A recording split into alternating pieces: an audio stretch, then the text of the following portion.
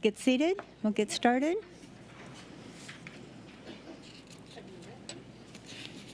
We'll call the meeting to order. Would you please stand with me for the Pledge of Allegiance and a moment of silence? I pledge allegiance to the flag of the United States of America and to the republic for which it stands, one nation under God, indivisible, with liberty and justice for all.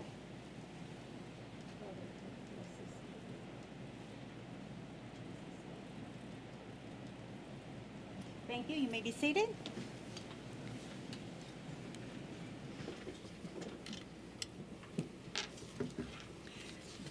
Thank you, and welcome to the City of West Melbourne's regular council meeting tonight. Members of the public are welcome to speak on any topic, whether it is on tonight's agenda or on any issue that is important to you. Each person that wishes to speak should complete a speaker's card, which are located by the door, and submit it ahead of time to the city clerk, who sits at the end of the dais. After you have been recognized to speak, please use the microphone at the podium and clearly state your name and address for the record. Please address all your comments to the City Council rather than to individual members. Direct all questions to the chair. Speakers will be given up to 3 minutes. Thank you.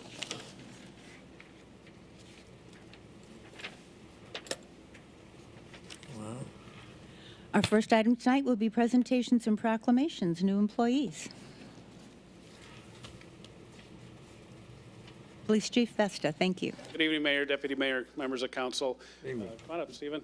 Proud to introduce one of our newest police officers, Stephen Carroll. Stephen and his family moved down here from Pennsylvania last year, and he pursuing obviously that career in law enforcement. Prior to joining us, he was certified as an EMT and also worked in some asset protection work. So he completed the 770-hour police academy in December, and since then he's been in field training, and pleased to announce that just, week and a half ago? Yeah, like last week and a half ago, he was released on his own, so he is a solo patrol officer out there. So we're so happy to have him. He's doing a great job and really a good fit for our department, so I'll let him introduce himself. Come on up. Welcome. Hi, everybody. Chief said most of it, but yeah, I'm Steve Carroll. I'm from Philadelphia. Moved down here around July of last year. Got sponsored by the department to go for the academy. I was sworn in December, and just recently I've started solo patrol. Again, he said my family moved down here. Family's also from Philadelphia. My father about 30 years on Philadelphia PD, and he's currently working at Satellite PD. Wow. Like he said, my background, I worked EMS, I worked in the private security asset protection business. So all that kind of experience helps me currently on my job here. I'm really happy to be here. This is a great agency, great city. I'm really proud to be able to work and serve the citizens of this city. Well, thank you. Thank you. Thank you and welcome.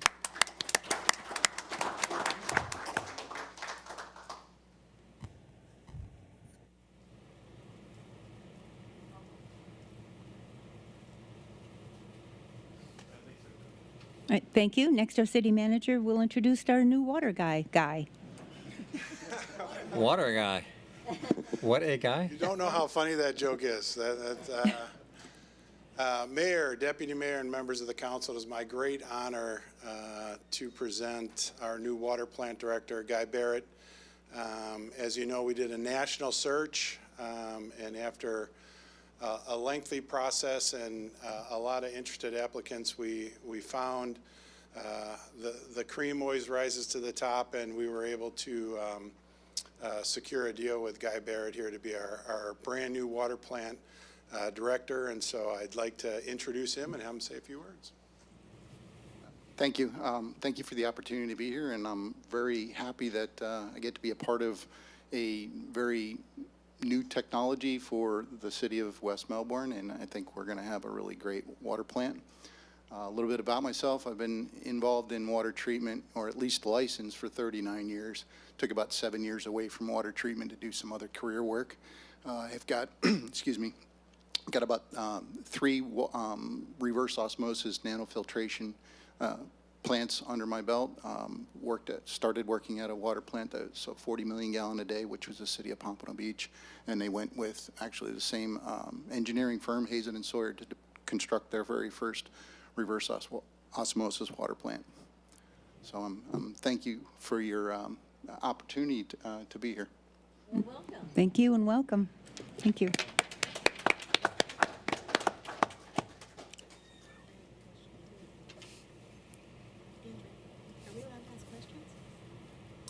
had it on.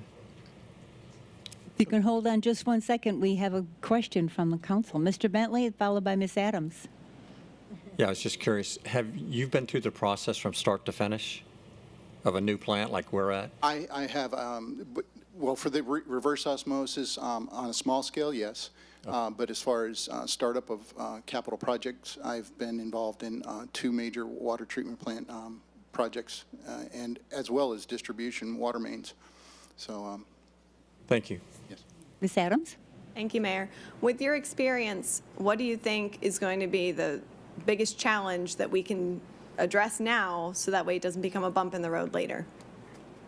Nationwide, it's staffing, getting qualified operators. That's probably the biggest challenge. But I think everything, the way everything is laid out with what I've been digging into, I think we're going to have a really state-of-the-art system that's going to make it really simple to operate. That's awesome. Thank you. Thank you. All right, next will be, there are no modifications to the agenda, public hearings. We'll open the public hearings with the proposed rezoning. Who is taking that? Where's Christie?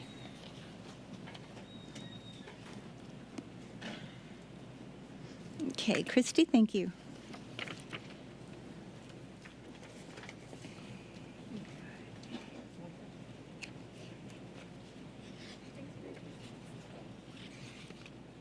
Okay, good evening. For the record, Christy Fisher, the City Planning Director, and this is Agenda Item 5A in your packet, and this is a rezoning request.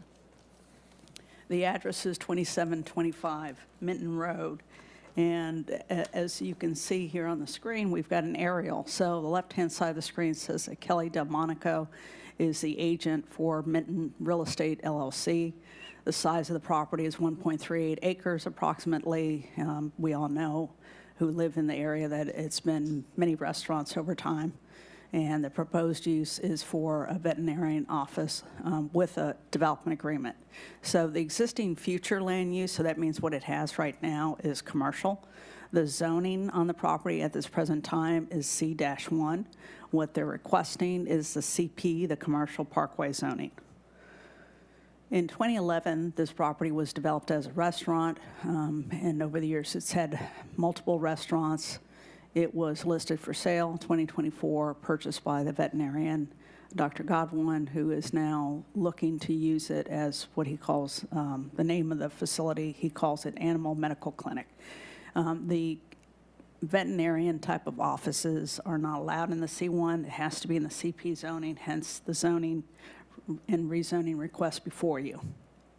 If you look at the map, I know the shades of red are very close together, but if you looked at the left-hand side in the before image, you'll see that round circle where we identify the site, and that shade of red is just a little bit lighter than the shades to the north of it where you see the words Heritage Point. That's the CP zoning to the north. So C1 zoning on this one, CP zoning to the north. What they've requested to be able to have the veterinarian clinic is the CP zoning, same as the property to the north. Just like with any item that comes before you, the state of Florida has said all local governments have to do a property rights analysis. And so this is part of the staff report. We show this slide, but this is in keeping and letting the property owner build something, either convert this to something else or continue it in its current form. The rezoning analysis has to do with compatibility of the area, and we look at the properties in the surrounding perimeter to the north, south, east, and west, and then we come to some conclusions. Those are stated with the bullet statements below. An animal medical facility is approved by conditional use by the Board of Adjustment. So that's their next step. If on second reading, May 6th or whenever the council date is, then the next step would be to go to the Board of Adjustment to get conditional use permit for the veterinarian clinic. And the CP zoning is consistent with COM, stands for the Commercial Future Land Use, and they are consistent with the city's land development regulations. So in conclusion, we believe that rezoning this property is compatible with the properties along Minton Road and consistent with the COM future land use designation. The city's local planning advisory board on March 12th conducted the public hearing, and they made this recommendation that council consider approving the first reading of ordinance number 2025-10. The request was advertised, and we did send out the courtesy mail-out notices within a 500-foot radius, and I believe there was a letter that we had included as part of the staff report from someone in favor of the request of the rezoning, and then the applicant's representative and I believe the applicant are here in the audience. So we can certainly have the attorney read the title, and I could try to answer questions, but I think the applicant also wanted to do a presentation to you all. Thank you, Madam Mayor. This is ordinance number 2025-10, an ordinance of the City of West Melbourne, Brevard County, Florida, rezoning a 1.38 plus or minus acre parcel of land located at 2725 Minton Road and as more fully described herein from City of West Melbourne C1 low density commercial to City of West Melbourne CP Commercial Parkway, providing an effective date. Thank you. Thank you. I'm sorry, Mr. Bentley, followed by Mr. Frampus and Ms. Volz. So we'll have to hear their presentation. They are here, so I would prefer, if there's operational questions, I'm not going to be able to answer them, so I prefer that they come up. Yes, and we have a public hearing, so yes, is there anyone from the public? And we also need to hear Mr. Frampus. So, who in the city, why are we excluding overnights, and why did we think that was a bad idea? Because I know I've had residents that used overnight services for their sick pet and loved it. I'm just wondering why we thought it was a bad idea to allow them to do that. But remember this property in terms of its location. I'll try to get back to that slide with the aerial. I know that it looks like it's isolated, but it's right adjacent to the school property and to several ponds. The city does not allow kenneling, but if you have a veterinarian and they have overnight, hold on a second, if they have overnight stay of the animals, that is okay, but I don't know that this is the best location for that, given that you're next to school property and county property. So if that's something you would like to change in the development agreement, the rezoning is merely asking you, do you want to rezone from the C1 to CP? But if you think that they should be allowed to, you could certainly allow them. Usually we talk about this in the entirety with the development agreement and everything, and this is part of the development agreement. That's why I'm asking it now. Do you prefer that I wait? Sure. If you all would like, then I can go ahead and do the presentation for the development agreement. Okay. Okay.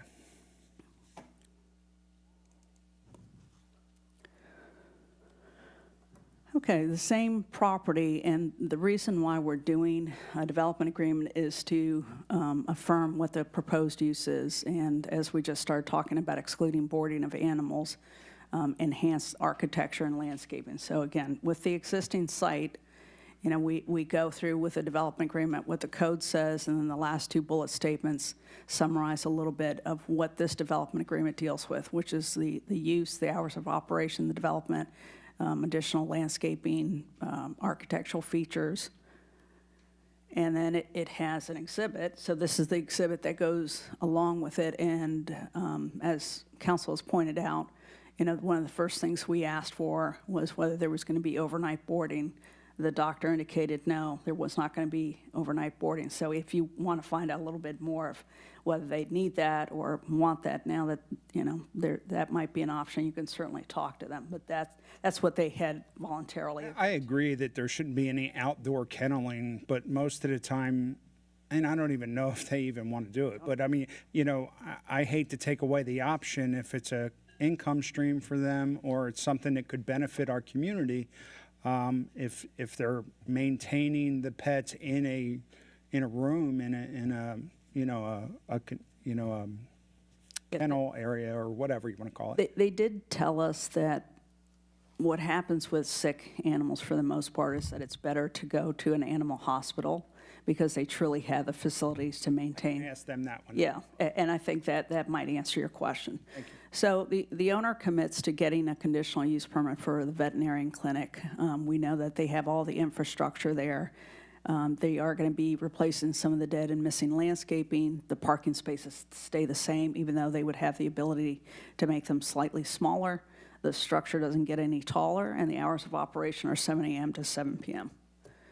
This is roughly what the architectural features may look like once they have converted this building to the veterinarian office. And this is just to let you know that, again, when we look at something like a development agreement, we look at it through the lens of the comprehensive plan, and LDR stands for Land Development Regulations. And we found that it does establish the proposed use. That's always what we're interested in with development agreements. Does it establish a proposed use? Is it compatible with surrounding properties, or how can it be more compatible?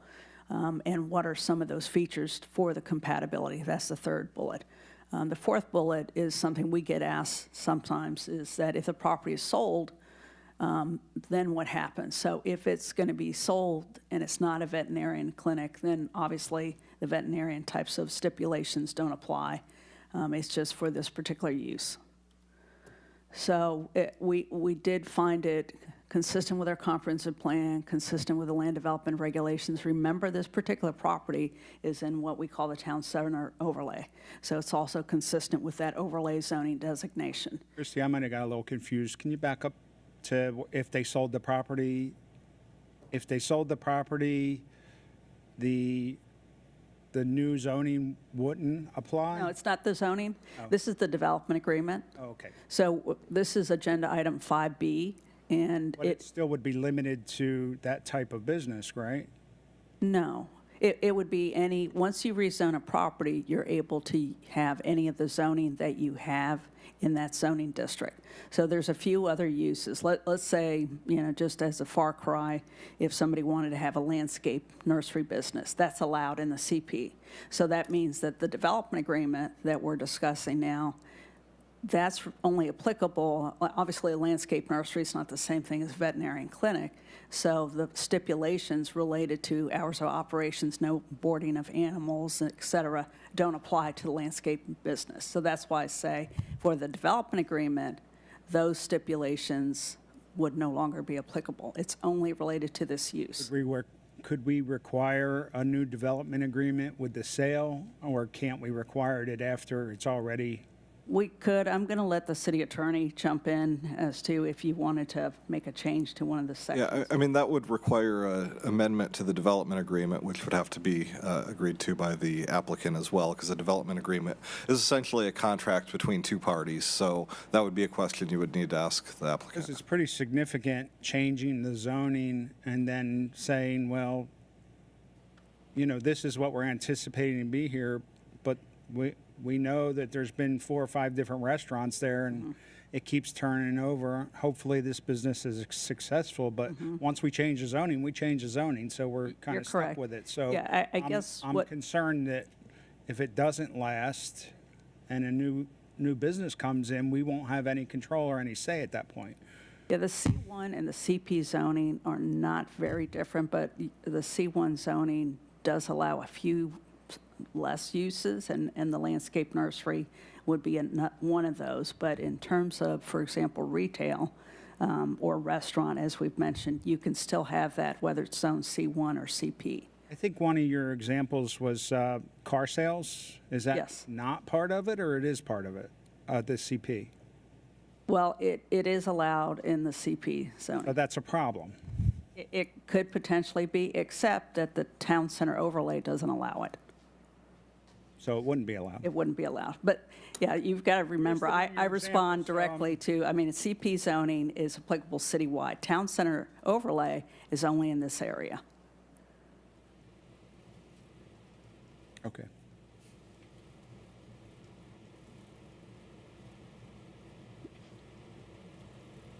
The Planning and Zoning Board did conduct its public hearing, and they did recommend approval. And as I said, perhaps the applicant can shed a little bit of light on what their business model is, and maybe that'll help. And while the applicant's coming up, I'd just remind you that this is a quasi-judicial matter, so if you have any communications outside of this meeting or outside of the staff report or conversations with staff, those should be disclosed publicly. Thank you. Hi, good evening. My name is Kelly Delmonico. I'm the planning consultant for the applicant, who is also the business owner and the property owner. So I'm joined tonight by Dr. Robert Young, who is the owner of Animal Medical Clinic, and like I said, they also own this property. So as Christy went over, we are seeking approval of a rezoning, a conditional use, and a development agreement for a veterinary clinic at this property. Tonight, we're discussing the rezoning and the development agreement, and in the future, we will be going in front of the Board of Adjustment related to the conditional use and the conditions of approval related to that conditional use. So I want to quick answer some questions you had been asking about the development agreement and related to the overnight boarding or emergency type care. So at this time, there are no plans for this location of Animal Medical Clinic to offer boarding or overnight care. That being said, we're not trying to self-limit ourselves. We're agreeable to it if it helps us get to an approval. But if we were to remove the prohibition against the overnight boarding or overnight care, let's say an animal came in and needed care overnight, we would not be opposed to removing that. We just don't have plans to offer them at this time. What would that look like if you actually did it? Outside kenneling, inside? No, it's What's actually, it look like? the building's not even designed for boarding at all. I'm thinking in terms of an animal being brought in late past the hours that we're agreeing to, needing some type of active medical care. But the other locations, which I'll show you in a minute as well, their other location does offer more of the, overnight care that would be required. It doesn't mean, 10 years from now, things might not change. So we're open either way, but we don't want the overnight care or boarding to get in any way of an approval tonight. But we would be fine with it not being in there as well. It's just an additional limitation. I just think it's a great service to offer a resident, but if you can transfer the animal to where's your nearest facility, other facility? Is it the Babcock facility? And I can, So would that just be a transfer at that point?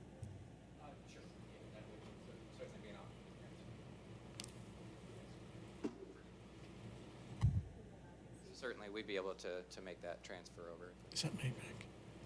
So with us having this in here, it doesn't affect you. So I don't want to limit you if it's a service that you can provide our community. So I think, But once it's in the agreement, you would have to come back through this process and change the agreement if you ever wanted to change it, and that might be more of a pain down the road than it is dealing with it now. I agree. I think the way this facility will run, there will be no need for boarding. It won't be set up for boarding. So there won't be outside runs or the need for that. As far as having the ability to have, Can you speak into the microphone? as far as having the ability to care for patients overnight, to limit it isn't necessary. And so if that could be modified, we would be agreeable to that. But boarding will not happen at this facility. So just patient care overnight? Correct. Is that, how would you word that, Christy? If it was just for individual patient care that might run past business hours, is there a way to word that? We would appropriately? reword part of that development agreement and bring it back to you, because remember, for the rezoning, there's a second reading.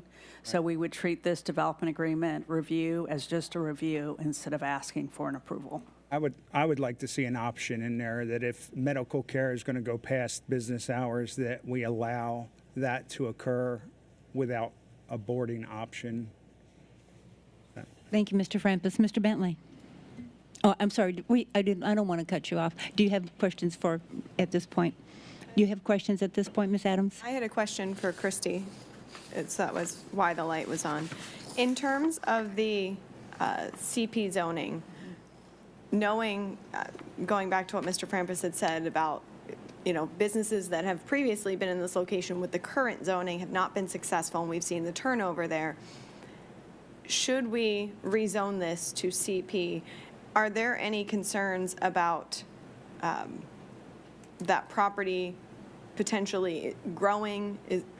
I know we've got the water on the one side, the school behind it, so there's not a growth opportunity where if we change it to CP, we're then going to be seeing additional parcels potentially also coming in asking for CP being congruent next to it.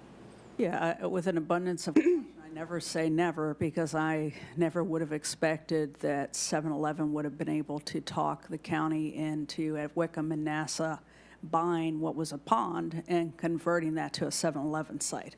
So that's why I say with an abundance of caution, I never say never. But it's not likely. It would take a lot of effort and probably a lot of funds to purchase additional properties. You've got the canal, that's Melbourne Tillman to the north. To the east is the county's pond, that's why I said that. And then to that south, that is the school board's pond. Right. And have we think had interest from other businesses that would apply to the CP zoning who haven't gone there because the zoning isn't compatible the way it currently is? No, we never have. This is one of these properties that, you know, for sale sign has been up there, as you all know, for some time. And unfortunately, we don't get phone calls about it. We get phone calls about other properties. And I think because it's been a restaurant, that's part of what lends it to it being difficult to convert to something else. Understood. Thank you. Thank you, Mayor. Is there anyone else that has a question at this point? Does everyone else want to wait until after they do their presentation? All right. Both. You have both. Okay. It's a double You header. said you were near Palm Bay High School currently? Can you speak into the microphone? Excuse me. We have 3 facilities. The main one is across from Palm Bay High School on Babcock. In a white building? One more time? Is it in a white building? Are you an orthopedic surgeon for animals as well? Not an orthopedic surgeon. So my partner, Jeff Godwin, does a lot of orthopedic surgery. Okay. So, I yes. think I had surgery it's- done there for my yeah, dog. The front, it's a gray, like a slate gray. Okay, thank you. Please continue your presentation. Sure. A real quick overview on animal medical clinics. So they've been serving South Brevard County for 60 years, and they were found at their Melbourne location, which is the yellow star at the bottom, in 1964. And since then, they've grown to include an Indy Atlantic and a Melbourne Beach location. So this is their 4th proposed location. And if we're looking at just a quick overview of the other ones that already exist, they're all right next to existing residential uses. So here's Melbourne Beach on Ocean Avenue. Indy Atlantic, they're right near residential. Here's their flagship property in Melbourne, and they're right next to those multifamily apartments. And then here's the new location. And what's important here is what's already been discussed is that they're kind of on an island by themselves there. There are stormwater ponds to the north and the east and the south. There's a canal to the north. The school is to the south, and then the nearest residential is over 360 feet away across 5 lanes of Minton Road traffic. So no one is hearing or seeing anything that's really happening on this property. So the request here is for a veterinary outpatient clinic. Preventative care, sick pet, same-day surgery, and dental is what is planned. Household pets only, nothing larger than a dog, no equestrian or farm animals. There's no pet run, and the animals are always on a leash or crated to and from the vehicles. There's no overnight stays or boarding proposed at this time. It's a daytime practice, and no more impact than a pet groomer would be, which a pet groomer is a permitted use in all commercial zoning districts, including C1. So the plans here are an extensive renovation of the existing restaurant. They're going to enclose in the outdoor patio with additional space for the veterinary clinic. The vehicular and pedestrian access stays the same. It's from Minton Road.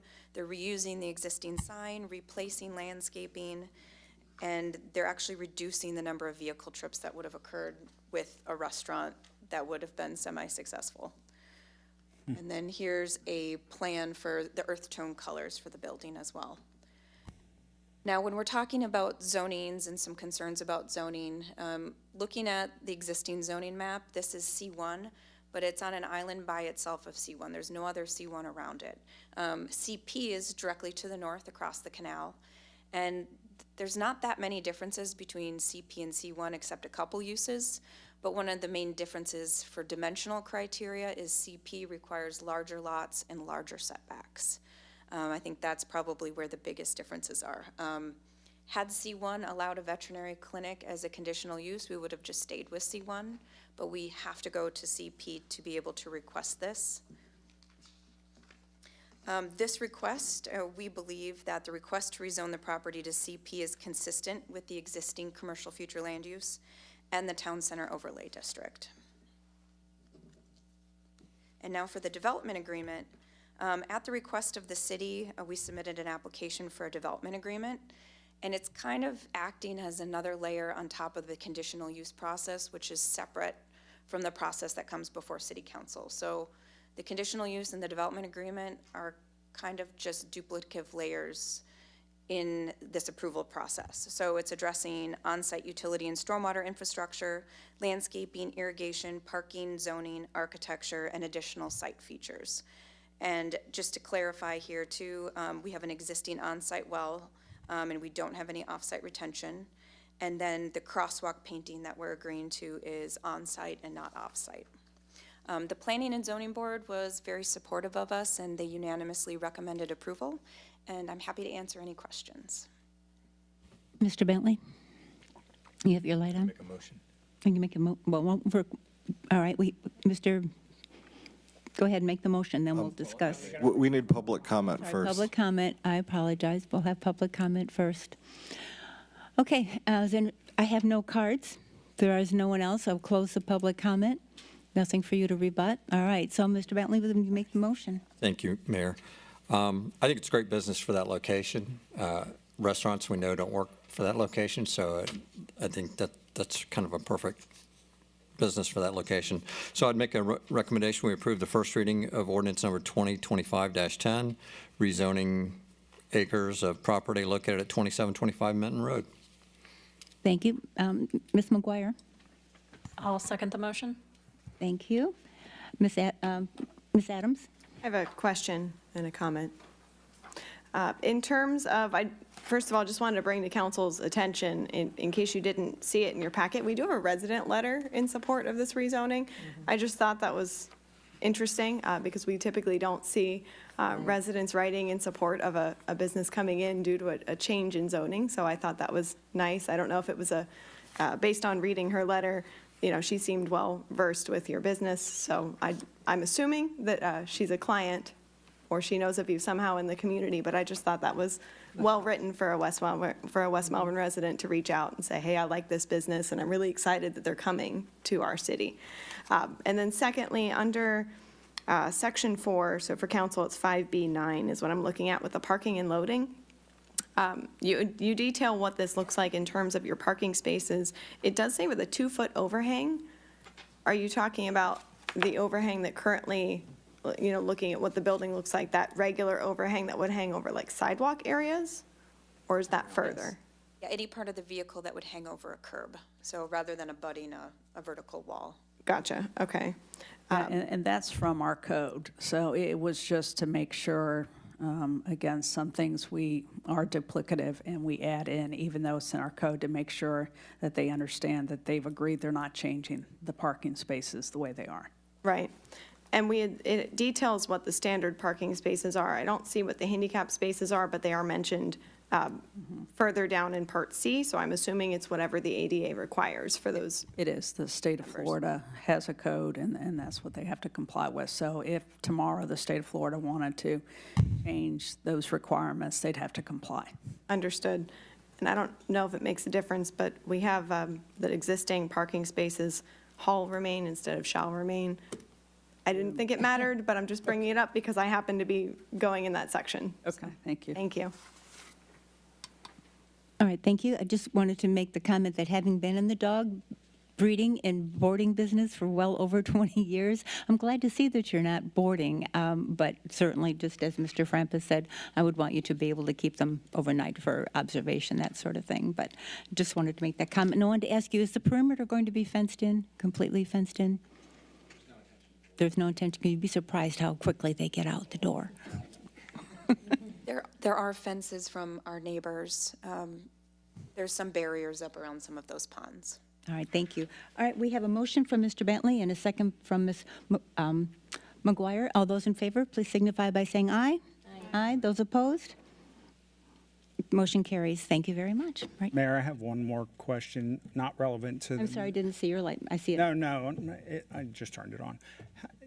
How are you guys going to deal with the parking from, I know a lot of the school parents park there to pick up their children. I was just curious if you figured out how you're going to deal with the parking issues.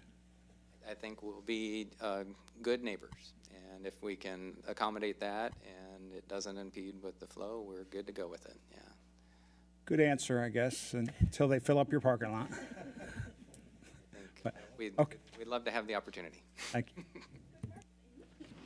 Thank you. And if, for the record, for 5B, if I could get clarification about any other statements that you might want to add before it comes back May 6th. So we have the comment about having some wording, optional wording for overnight boarding. Is there anything else? There's a typo that we have to address in the parking section. Is there anything else? Mr. Gaylord? Nothing else to add. I just had a question. Christy, you'd mentioned when Mr. Frampus brought this up originally, there was some concerns potentially about overnight because of the surroundings of the water. Is that still, can you go into a little bit more detail on what you were talking about there? Yeah, I know that, there's that desire to have that open to the public, to have the overnight boarding. Animals are animals. You can't 100% control them. So that's the only concern that staff really has, is that you've got water bodies, you've got the road, you've got a canal. There's a potential for, an animal to get loose and, not be in an area where they should be loose. Thank you. Yep. All right, thank you. So motion passed. Hold on. Yes, we're going to 5B next. Yes, we need a separate motion for 5B. Is that correct? Do you all want to make the motion, John? Do you want them just to? Yeah, I mean, a motion of, that includes what they want to see amended, as well as the decision to table it until the next meeting for consideration. All right, I have Mr. Bentley? Yeah, are we on 5B now? Yes, from 5B. Yeah, I would make a motion that we approve this, but I am okay with extended hours for, an emergency kind of a situation, or if you have to keep a single pet overnight for an emergency kind of a situation. I personally would be okay with that on the hours. I wouldn't want any outside storage, but you stated you don't do that, so they would be indoors, because people don't want to hear barking, even though they're well isolated. So it depends on what you guys ask for, but it sounds like at least two on the council are willing to give you a little more if you think that's something that you could take advantage of. Yeah, extended hours for the occasional care of an overnight pet would be fine. Yeah, no boarding, we don't need I think they can get with Christy and have it for the Yeah. second reading. Right. The wording, I think they know what we're talking about. All right. All right, so we have a motion from Mr. Bentley? Yeah. All right, is the motion clear? Is the motion to table it until next meeting or No. to approve it? I'm willing to do it. I guess they'll come back for second reading and. Well, the development agreement doesn't require a second reading, so if you approved it tonight, you wouldn't see it again. I'm okay with that, actually, Which, to voting it tonight. Christy, can you give us a wording that might be in there then, or do you prefer to wait? I prefer to wait. All right. Yeah, because I keep looking at this gentleman, and I have to get it through Mr. Carey first, so I can't just. Make sense Yeah, to I wait, mean, Mr. Attorney? I think so, just so there's no confusion or question about, well, why did you approve this language? I would have never voted for that, down the road if it becomes a You're problem. going to get a little more than you asked for, so waiting probably isn't a bad thing, right? So It's up Is to that a you. motion to table? Yes, till the next meeting. Motion to table till the next meeting. Mr. Bentley, You get more than you asked for. is Mr. Frampus? Second? All right, there's questions here. Ms. Adams? My only question is, I know that they've been moving through the process to get things rolling with the building, considering, if we were going to approve it. Does tabling this impact what you guys are looking for at all, or are you good if we move this to the next meeting? No, we're not going to hold up you going to the Board of Adjustment at the end of May. Okay, you got lots. Okay, The end of this month. you're welcome. It's April, so they're still going forward the end of April to Board of Adjustment. I just wanted to make sure. Thank you. All right, we have a motion from Mr. Bentley. We have a second from Mr. Frampus. All those in favor, please signify by saying aye. Aye. Those opposed, motion carries. Thank you very much. Thanks, guys. thank you. Good place. Dogs and cats. Okay, 5C. Project Zeppelin. Okay, moving on to Agenda 5C. There's a number of items, and that's why we list them, 1 through 4. I also, with the staff reports, had done a little bit of a preface to try to help with the understanding of what was going on. The generally, a good rule of thumb is the larger the project, the more requests there are sort of bundled with it from a zoning perspective. So with this project, the name, I explained the staff report, that's not something staff has chosen. That was a name that we were told that it was called from the Space Coast Economic Development Commission. But they are asking for annexation, small-scale comprehensive plan, map amendment, rezoning, conceptual master plan, and a draft development agreement. So when we say that, it's very similar to what we just did with a rezoning, that there's a development agreement that's been attached, but again, if you all have other things you would like to have added, questions for the applicant has a whole team of people who could tell you about their business operation or answer some of the questions that I can't answer. Because remember, I'm just answering it really from the code and the comprehensive plan perspective. This slide I usually turn over to the city attorney to prompt you all because this is a quasi-judicial matter. Thank you. And once again, if you've talked to anybody outside of staff about this project, including the developer team themselves, that should be disclosed publicly, as well as if you've made a site visit or anything like that. Mr. Frempus? Had a meeting at City Hall with the EDC and some of the developers, as most of us have. So that's my only Ms. McGuire? I had a similar meeting with the developers and the EDC, and I also had a follow-up meeting with the EDC about this. Thank you. Mr. Bentley? I had 2 online meetings with the applicant. Thank you. Ms. Adams? I also met with the applicant at City Hall for a one-to-one meeting. Thank you. Ms. Volz? I also had a meeting at City Hall with the applicants. Mr. Gaylord? I had a meeting at City Hall with the applicants, and I also had a follow-up meeting with the EDC as well. And I had a meeting with the applicant as well. Just to be clear, none of those meetings were with other council members, so there were no Yes, that's sign correct. issues. Individually. Just to clarify that for the public, in case anyone was concerned about that. Okay, please continue. Okay. The background of this property is that the applicant is a civil engineer with Kimley Horn. He's representing Aquest Development Group. Like I said, they're here so they can tell you a little bit more about what they're going to be doing. But the proposed use is to have what we call mixed use. And that's what they would like to have is the gateway interchange zoning and then the parkway interchange future land use. So both of those designations allow the mixed use. So that means that rather than have part of the property zoned industrial and another part zoned commercial, the entirety gets zoned with one zoning, but has the flexibility to build out what they believe that they need to build on that property. So the industrial section that they're showing, and again, that's not shown on the annexation, it's shown on the overall property, is about 74.5 acres. The commercial center would be almost 24 acres and close to 20 acres of open space. We'll show you a map as to where the location is, and that the yellow highlighting tells you that the Planning and Zoning Board conducted its public hearings just last Wednesday. So it did the public hearings on the future land use map amendments, the rezoning, not the annexation, but the development agreement and the master development plan. Much of this property is vacant. It does not have existing buildings on it, and there would be 2 properties that would have to be annexed to make up the 117 acres. And we talked about the zoning and the future land use. This is an aerial that shows the location.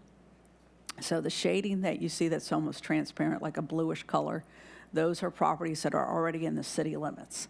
And then that yellow outline, so it's a funny shaped polygon, that's this property and its location. So you can see that it's on the east side of St. John's Heritage Parkway, on the north side of US 192, west of Columbia Lane, which is west of I-95. The first agenda item is 5C-1. It's the annexation. And so in this slide, we show you the 2 properties that would have to be annexed to make up this larger property. So property 1, we've identified, as being roughly 4 acres in size. It has a different property owner than the Aquest and who their eventual tenants are going to be. And then property 2 is not quite 10 acres. That's on the west side right next to St. John's Heritage Parkway. So remember, with an annexation, whether it's half an acre, 100 acres, whatever, we go through the same analysis of urban services and what our code says. The code analysis says you can only annex properties that are next to your city limits. That's also Florida statutes. The applicant wants city water and sewer. And so our codes also say that you want city water and sewer, you have to annex in. And the other thing, the third bullet, is the notion of an enclave. So that's a legal term, and certainly the city attorney could talk more about it. But at the beginning of every annexation, the city attorney and planning staff, talk over whether we're creating sort of like a little nook in the county that's going to be surrounded by city. And then lastly, you all are the ultimate deciders in whether to annex in properties or not. Annexation notices and all the notices were sent to surrounding property owners. We have not received any emails or correspondence from surrounding property owners. We did have some attendees at last Wednesday's Planning and Zoning Board meeting. Christy, real quick, Mayor, if you don't mind me jumping in before she moves to the next slide. Yes, Ms. Adams. Thank you. How many, just because I know that property, and it's not a significant, it's growing, but not the same way that we have residential on this area of the city. How many property owners in that 500 radius received letters? I think it was like 50. Okay. I don't think there was a significant amount, because if you look, you do have, some of the property owners at the Dunes subdivision. And the reason why the numbers are not higher is the properties that are on the west side that would have received it, you don't have that many properties. And the same thing on the east side, and the south side is really still one big property owner. So that's why, sometimes we'll do mailers and it's 200 people, but it's because it's 200 single-family lots. That's not the case this time. Which is what I thought. I just wanted to check on that number. Thank you. You're welcome. Okay, so if it remained in the county, again, they would not be able to have anything but well and septic, because we have our utilities there. They would have to connect to our utilities. The access, whether it's in the city or not, stays the same with US Highway 192, St. John's Heritage Parkway, and some access on Columbia Lane. Stormwater, as always, whatever gets developed on the site has to deal with a runoff from the roofs and the parking lots and everything. Fire, whether it's in the county or annexed in, is still Brevard County. And of course, if it is annexed in, then our law enforcement would serve the properties. So that's the first item. If you don't mind, I'm going to go through all the agenda items just so that we have like a complete image of what we're talking about here. So the second item is taking not just those two properties we talked about for annexation, but another 3.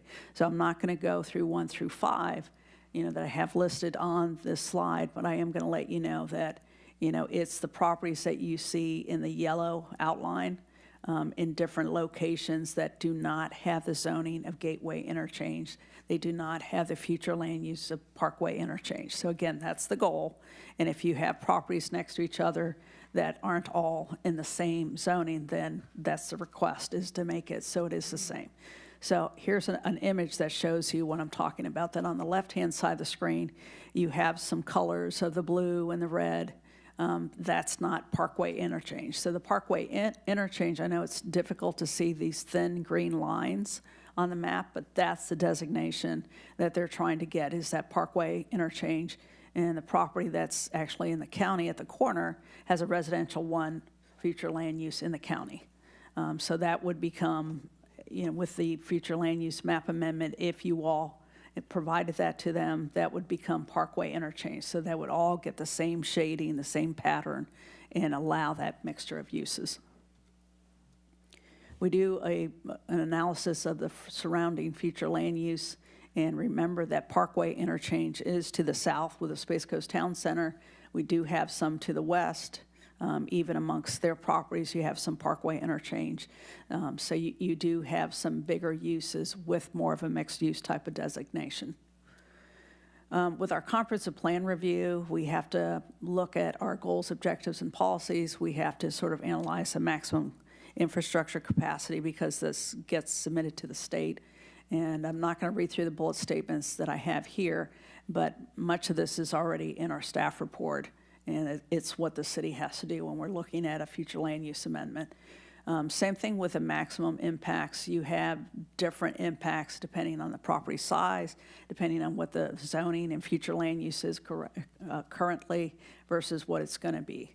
So even though it looks like there's going to be an increase, remember that's sort of offset by the notion that we're going to have a master concept plan that's going to tell us definitively what they want to use this property for. But again, from the state's perspective, we have to do this kind of analysis. The mixed land use is to allow that integration of different uses in a node type of area. So a node is another way of saying a big intersection of arterial roads. Policy 6.4 for the Parkway interchange, specifically says where this Parkway interchange should be located, that it's not going to be located at the east end of town or the south end of town. It's specifically for this area off the St. John's Heritage Parkway. And 6.5 tells you a little bit about the size limits. So again, we go through this and make sure they meet this with their application before bringing it to you. So moving on to the next agenda item 3, this is the rezoning request. So again, on the left-hand side of the screen, you'll see some colors of the red and sort of that light teal bluish color. Those are the zonings that they have now. What they're trying to do is get to this sort of pinstriping of the grayish color to be throughout all of those properties. And that's what you see reflected on the right side of the screen. We go through a similar compatibility analysis. And, once we've done that, then we start talking about the master plan because, like I said, you can have many different types of uses and layouts in that mixed use designation because that's exactly what it's set up for. But where we really pin it down is with this concept master plan. So the comprehensive plan says that all properties that have this mixed use have to pin down what they're going to do. So that's not an option. They have to do a development agreement. But what we wanted to focus on mostly with council is their conceptual master plan. We figured that's where there's going to be more of the conversation is the layout and the function and the operations. So the first bullet tells you exactly what I've been saying. We talked about the acreage. This master plan becomes an exhibit to that development agreement. But like I said, I figured we'd talk first about sort of the components of the master plan. This next slide is black and white. It's hard to see on the screen. You all do have this in your packet, so it's not that we're providing something different here. The good news is that the applicant has even nicer things to look at, so we can let them, show you their slides and talk about the particulars. Remember that there is already a signal, as everybody knows, at St. John's Heritage Parkway and US 192. What they're proposing to the county is to have yet another signal on St. John's Heritage Parkway. So again, I'll let them tell you a little bit about that. There would be no signal on US 192 between the interchange and St. John's Heritage Parkway. So that would remain open the way it is now, okay? There would be entrances or drive-throughs and driveways that connect into their parcel, but not a signal. The only new signal that's being proposed is on the St. John's Heritage Parkway. So again, looking at that master plan as being consistent with what we require in the comprehensive plan, that's why we have those percentages there. It is consistent. And then thinking about those driveways, that's where I went through a little bit of A through G. I'm not going to go into a lot of detail because I'd like them to explain that and you all to be able to ask them probably the same questions that we asked them about, why did they need that quantity? Why did they choose a location? Some of the location and placement, remember, is going to be dictated not by City of West Melbourne, but by FDOT with US 192 and by Brevard County with the St. John's Heritage Parkway. So we don't control where driveways are placed on those roads, but we certainly can ask questions. We certainly can interact with those two agencies and, let them know what it is that we have concerns about. The maximum building height is something that had come up at the very beginning, and that's kind of what led to some of this discussion because that gateway interchange, does allow a tall building. But to have it be 95 feet and not have it be a hotel with conference center is not what the code anticipates. So in order to do that, in order to go beyond what the code allows, the only way to do that is with this development agreement. So we've spent a lot of time working with the applicant on what is the height of this building and where are you measuring that height to. It's a flat roof, so it's not like we have to worry about, peaks and where exactly in the peak is it being measured. It's just to that flat roof, and we found out that 95 feet is the area that could be occupied with personnel, not the elevator shaft or not some of the other features that, really aren't going to have human occupancy. They would like to have a reduction in industrial parking, but they can explain to you why. The code talks about warehouse parking, and warehouse parking assumes that you've got, 10,000 square feet of typical warehouse and you have people moving around widgets or whatever. That's not the type of operation they have. So again, the code allows for that sort of waiver to be discussed in this development agreement. They would like to have wheel stops. The city actually has a code that says no wheel stops, but they would like for their industrial to have wheel stops in the parking lot. And they have offered to assist with the construction of a city dog park. And they have also offered with a signage plan to have some signage about the city of West Melbourne's entrance or sort of gateway into that area. So sort of wrapping things up, the Planning and Zoning Board, again, last Wednesday, they had their public hearings. They did not do a motion about the annexation. What staff is asking you is to consider approving the first reading of ordinance number 2025-04 to annex 2 properties, then for agenda item 5C-2, and the small-scale map amendment to consider approving the first reading of ordinance 2025-06, and that would change 43.7 acres. Similarly, with agenda item 5C3, there would also be a change of 43.7 acres, and if you all considered approving the first reading of ordinance number 2025-07, then we would bring the second reading to you in about 2 weeks. And then lastly, with this conceptual master plan, consider, the master development plan and approving it, and then a review of the development agreement and any questions or comments. But as I said, the applicant does have a presentation. I'll certainly try to answer any questions you have. And thank you. Are there any questions? I do have a Yes, Mr. Frampus.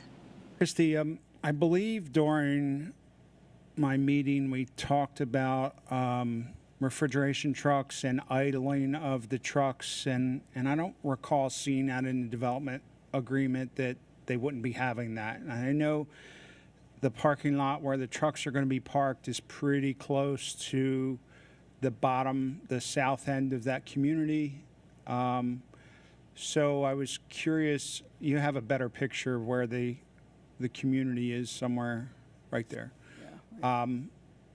Well, the bottom part is to the east of it. Their house is kind of real close to the parking lot, correct? Oh, over here? Yes. Okay. So was that not addressed in the development agreement, or? It wasn't addressed because they had told us that there was not going to be refrigeration units, but I think that's a fair question. Wouldn't it make sense to have it in there? It's certainly, you say so doesn't mean it's going to be. That's true. It's certainly a fair question to ask and to see if we can get that inserted, if that's, something that we feel may be an issue with those residents that are on the east side. And I only bring it up because we've had problems with it in the past at other sites, and we really should address it initially instead of waiting until it's a problem. I agree too. Thank you. Dr. Adams? My questions are for the applicant, so would you rather I turn my light off till later? You can leave it on. I'll remember that now. Okay. All right, thank you. Can we see the applicant?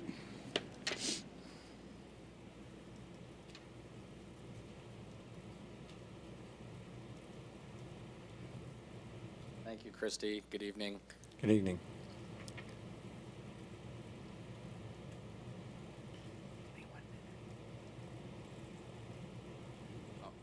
I'm Omar Abusita. I'm with Quest Development. Excuse me. I'm joined here by my colleague Tim Weber, as well as representatives from Kimley Horn, Langen Engineering, and Whitebird Attorneys at Law.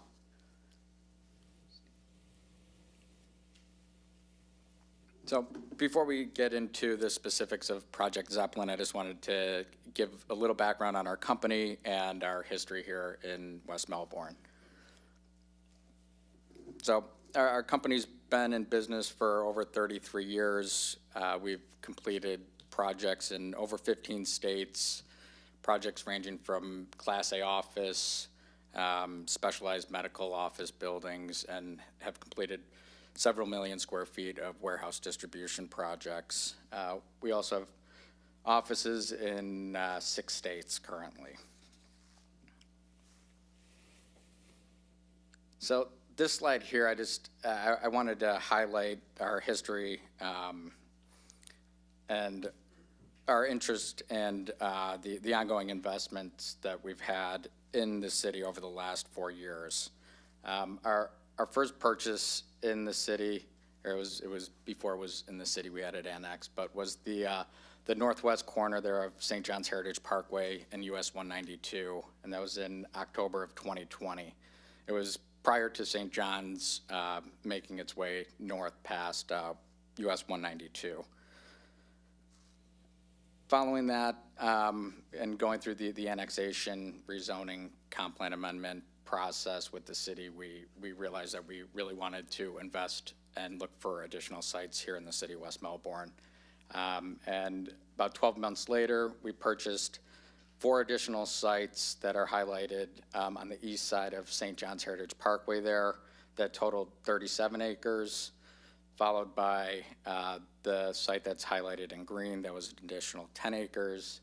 And then to the east in June of last year, we purchased another 17 acres. And then the sites that are highlighted in blue there are the additional sites that we have control of that are part of the project here. So this slide here, I just wanted to show, this was the exhibit that we included in our annexation for the 4 sites on the east side of St. John's Heritage Parkway, which are part of the Project Zeppelin site. Just to show that, from the get-go, we knew that this location was a great site for warehouse distribution. On our conceptual plan, we had 3 126,000 square foot warehouse distribution buildings and 20,000 square feet of retail and commercial space there. And as part of the annexation process there and the development agreement that we entered into, we voluntarily limited the amount of residential that could potentially go on the site to 25% or 184 residential units. And then this slide here was a plan that we started in late 2023 and into about this time last year once we acquired the additional 10-acre site and 17-acre site to bring us up to 64 acres. And on this plan, we had 319 residential units shown, as well as 2 big box retails and 8 out parcels.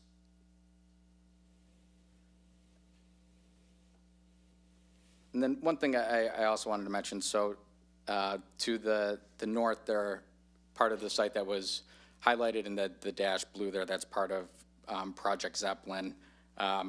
With the development agreement that the current owner had entered into, and with our development agreement, we would have 807 residential units between the sites. And I think with that, I'm going to hand it over to Brent from Kimley Horn. Thank you.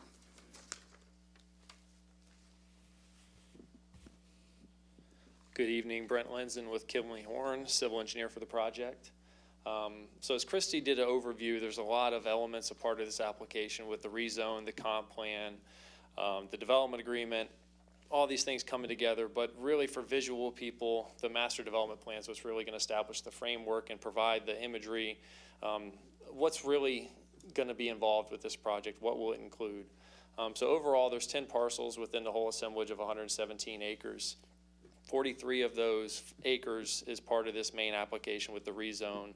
the comp plan amendment that was discussed. The remaining balance of the parcels has already been previously acquired, assembled, and it's within the Gateway interchange currently. So from an existing condition standpoint, north is to your left in this image. The overall property's basically vacant pasture land right now. You're bordered on the west by St. John's Heritage Parkway, which is a Brevard County right-of-way. US Highway 192 to the south, which is a FDOT facility, and Columbia Lane on the east side, which is also a Brevard County right-of-way, and the Dunes residential neighborhood to the north. Overall, as you can see briefly in this, there's some spotted areas of the site. There's around 12 acres of existing poor quality wetlands. As part of the project, 20% of those wetlands will be preserved, primarily focused along the St. John's Heritage frontage. The impacted wetlands will be mitigated through the Lake Washington Mitigation Bank.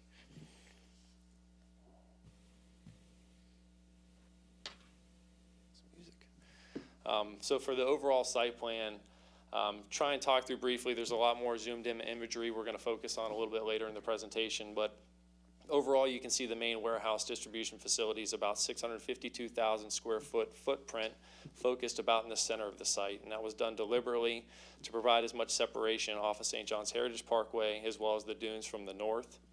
You have the plus or minus 24 acre commercial development focused along the frontage of 192, which is the planned right side. And on the north side, there's a large stormwater management pond, and what that's really focused to provide is there's a perimeter pedestrian access all the way around that. There'll be 3 different points of access to that for the public, 2 along St. John's Heritage Parkway and 1 on Columbia Lane. And that's really intended to be a more activated open space for the public to use. You see the trailer parking is what's just to the right of that larger pond area. Overall, within the Gateway interchange, you're allowed up to 50% building coverage. So that means over the entire footprint of this development area, you could have 50% of that area comprised of rooftop. So the proposed plan you see in front of you right now only proposes around 14%. So we're significantly lower than what could come within the Gateway interchange. I talked about the building setback. So it's pushed off of St. John's Heritage Parkway a ways. The closest building setback there is 357 feet currently, and that's actually from, if you can see there's a pizza slice wedge there, that's where the Brevard County ponds are that serve St. John's Heritage Parkway. So that dimension is actually to that, so you're even further technically to St. John's Heritage Parkway. And from the north, it's the required setback over there is only 25 feet, and the building is actually located 1,500 feet away. So from a building setback standpoint, it's 60 times further from the property line than it could be. One additional thing to highlight on this plan, which you'll see a little bit better, is from the dunes property line on the north to the first potential trailer parking space onto the site, it's around 495 feet. And there's some better cross sections to show that shortly. This image will also help show what we're proposing without black and white lines on a piece of paper, so you can really get better context on the gray area is the pavement, the white is the building rooftops, the blue stormwater management ponds. You can see the fountains, 3 proposed fountains within the larger northern stormwater management pond. So I think this graphic helps kind of give a little bit more context instead of a bunch of lines on a drawing. And with that, I'm going to turn it over to Tim to talk a bit more about the commercial. Hi, good evening. Tim Weber with AquaWest Development, the developer for Project Zeppelin. So, you know, we're really activating the frontage along US 192 with the commercial space here. Roughly 20% of the total land area for Project Zeppelin is going to be, you know, commercial. As Omar, you know, referenced earlier, we had plans previously for more big box retail on this property. As we, you know, further refine the plan, we didn't see a need for that. I don't think it was a preference the further we, you know, walked through this process with the city staff. So we really, you know, we lowered the density of the retail commercial in the frontage. You know, the largest boxes that we're, you know, proposing here is roughly 40,000 square feet. The development agreement, we've actually voluntarily restricted ourselves to 75,000 square feet for the biggest box store that could be on this property. So it's much smaller than some of the bigger, like a Lowe's or Home Depot, Walmart, anything like that you would see that, exceeds 100,000 square feet. So that's not the intent here. As far as the density is concerned, we're only at 10% of the FAR that's allowed in this district, about 10% of the max building coverage as well. So we're really low density. Again, the commercial then extends from Columbia Lane all the way to St. John's Heritage Parkway. It's immediately across from Space Coast Town Center, so it really provides that gateway feel as you drive, west down US 192 to really activate that. As you're seeing here with the blown up image of the signage, we're looking to have a shared sign with the City of West Melbourne where the traditional sign is at the top and then our directory will be below. So again, it's activating this as, a gateway to the city, more or less. So, here we're showing roughly 8 buildings, different building types. I think this is going to go a long way to accommodate both local and national users to these sites here. So we're trying to provide as much flexibility as we could on the site. This is probably iteration 4 as we work with city staff, and we feel good about this, and we'll see where the market takes us here over the next few months. Here are some images. We're working with Ford & Associates on this project, a national architect. They've done a lot of really nice retail around the country, which is why we're using them for this project. They provide some images as far as the intention for the property. Again, I think as we bring in users, as we get some commitments, we're going to see where things start to go as far as, how big are some of these buildings. But we at least wanted to provide the intention for what this is going to look like. A lot of glazing on the building, window coverage. So we wanted to make sure everyone was aware of the intention here for the site. And here's another set of images here. Again, I think it gives us a good starting point so that as we move on from concept to the next stage, at least we all have, the intention of what we're trying to do here. With that, I will turn it back to Brent.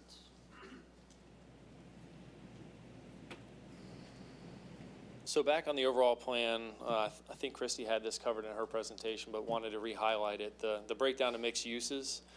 So between the commercial, which is about 20% of the overall acreage in use, you have the warehouse distribution, which is around 63%, and then the open space, which is a little over 16.5%.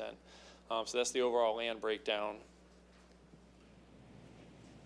This plan within the master development plan set is a conceptual utility plan. We worked pretty intimately with the city to work on some different details on sewer connection points, and one big lift was coordinating back and forth on water connections. So what we were able to arrive at was a good agreeable solution to provide 3 different points of connection for the overall development, all of which would continue with public water mains interconnecting at 2 points on Columbia Lane, which I'm going to actually do this. So we're going to propose a water main connection here on the screen on Columbia We're Lane. not able to see, Oh, you everybody can't see it can't up there. see the screen that you're pointing at, so if you just reference it, that would be great. Let me see here. Does that work? Okay. Much better. So one of the water main connections will be on Columbia Lane in this general area. The second one will be on the southern end of Columbia Lane, and the third is going to be up here on the dunes. So what we're going to do is bring a public main connection, bring it down St. John's Heritage Parkway, internal to the site, all of which covered by a public utility easement, looping it through the commercial between the commercial and warehouse distribution, all the way back to Columbia Lane. And then this other connection here will continue to tie these two in together, bring it straight across and connect to that point. So what we're able to do by providing 3 different points of connection, all of which being public, it helps the public system for not just our site, but the surrounding areas in terms of just water circulation between the lines, the pressures within the system, and redundancy in case something happens with the public water main in the general area. They can isolate certain sections and keep supply to the existing users, not just our site. Moving into landscaping, so the plan that's shown on the screen right now has color-coded buffers. Just basically, each color represents a different landscape buffer type based on adjacency. So you can see the red buffer there is intended to be more enhanced, widened buffer for adjacency to the residential. The green is your more typical perimeter landscape buffer. Your yellow is based on overhead utility lines. You're limited with canopy versus understory trees, so there's a different buffer type we'd have there. The blue is for the adjacency to the public trail we're going to have on that open space. And the purple magenta line you see is just the buffer required separating commercial from the warehouse distribution. And then bottom left describes kind of generally the spacing of canopy trees versus understory, the types of shrub, things like that.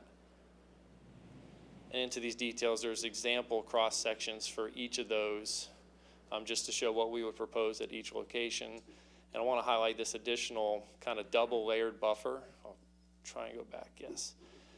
So along St. John's Heritage Parkway, you have the standard perimeter buffer, like I mentioned, but internal adjacent to the employee parking for the warehouse distribution site, we have an additional layer just for additional screening from St. John's Heritage Parkway. So what you're going to see within that facade is a landscape buffer. There's preserved wetlands in 2 locations here, and then there's another buffer adjacent to the parking areas. Ooh, too far. Also, the screening and fencing on the project, I will show you in another zoom out here soon, where the start and stop limits of these different types of fencing would happen from an aluminum picket type fence, 8 feet tall, to a perimeter permacast wall, which is more of your screen for noise and visual barrier. That's also on the northern property limit, separating our site from the residential. So this plan, using the mouse again, from the screen wall that was just mentioned is shown the detail there. This point where I'm hovering with the mouse right now is where that would start, because the adjacency of the residential is about here. So you have the vertical opaque screen wall that runs all the way along this border, takes that 45-degree, and it would stop here. And then this is where that 8-foot picket fence would pick up through truck entrance and throughout the site for basically operations. What kind of fencing you're going to have along the east side of that, which is the top? The east side here, this will be Yes. that 8-foot picket. So similar to, Christy can help me with the name of the project nearby that was recently constructed there on Columbia Lane. But they have, it's a black aluminum picket. Yeah. Yeah, it's similar to the fencing they have on Columbia Lane over there. I'm concerned about the housing at the top of there, where the parking lot is, so. So this buffer that we're showing is also kind of highlighting the enhanced planting.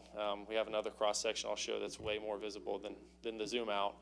But essentially the larger landscape buffer, the 6-foot wide trail that's going to be open to the public with the multiple connection points, one of it which will be generally over this way near Columbia Lane, one on St. John's Heritage Parkway here, and another on St. John's Heritage Parkway there. So that is all going to be outside of fencing, open to the public to use.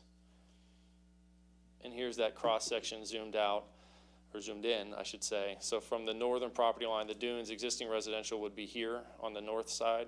You'd have your 20-foot enhanced landscape buffer, some pond, top of bank maintenance berm, and within that would contain the 6-foot wide walking trail. So the distance I mentioned before, 495 feet from the northernmost property line to where the first back a curb of the trailer parking space would begin on site.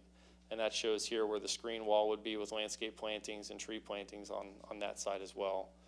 And one thing to highlight, through the coordination originally on the plan development, there was conversations of where does this wall go? Oh, I lost my mouse. Where do we place the screen wall? Would it be better to put it right up on the property line?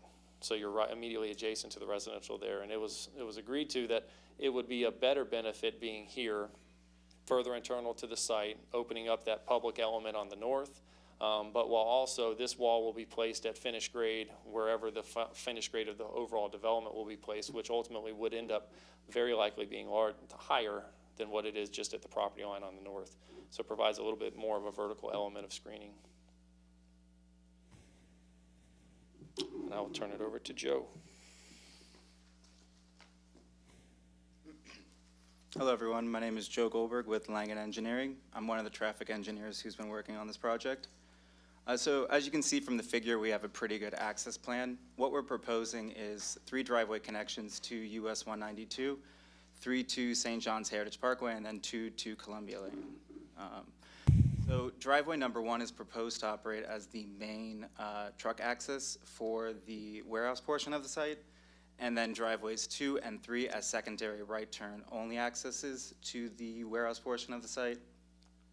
Driveway number 5 is proposed to operate as the main access to the commercial portion of the site, and then driveways 6 and 4 as secondary access points to the commercial portion of the site. So then on Columbia Lane, driveway 7 is intended to primarily operate as an emergency overflow egress driveway for trucks, and then driveway 8 is intended to essentially be an emergency access driveway. So based on our preliminary analysis and an overview of the site plan of the location of the driveways, we are proposing several different improvements along the driveways and adjacent to the site. So I'm going to zoom in on a couple of these.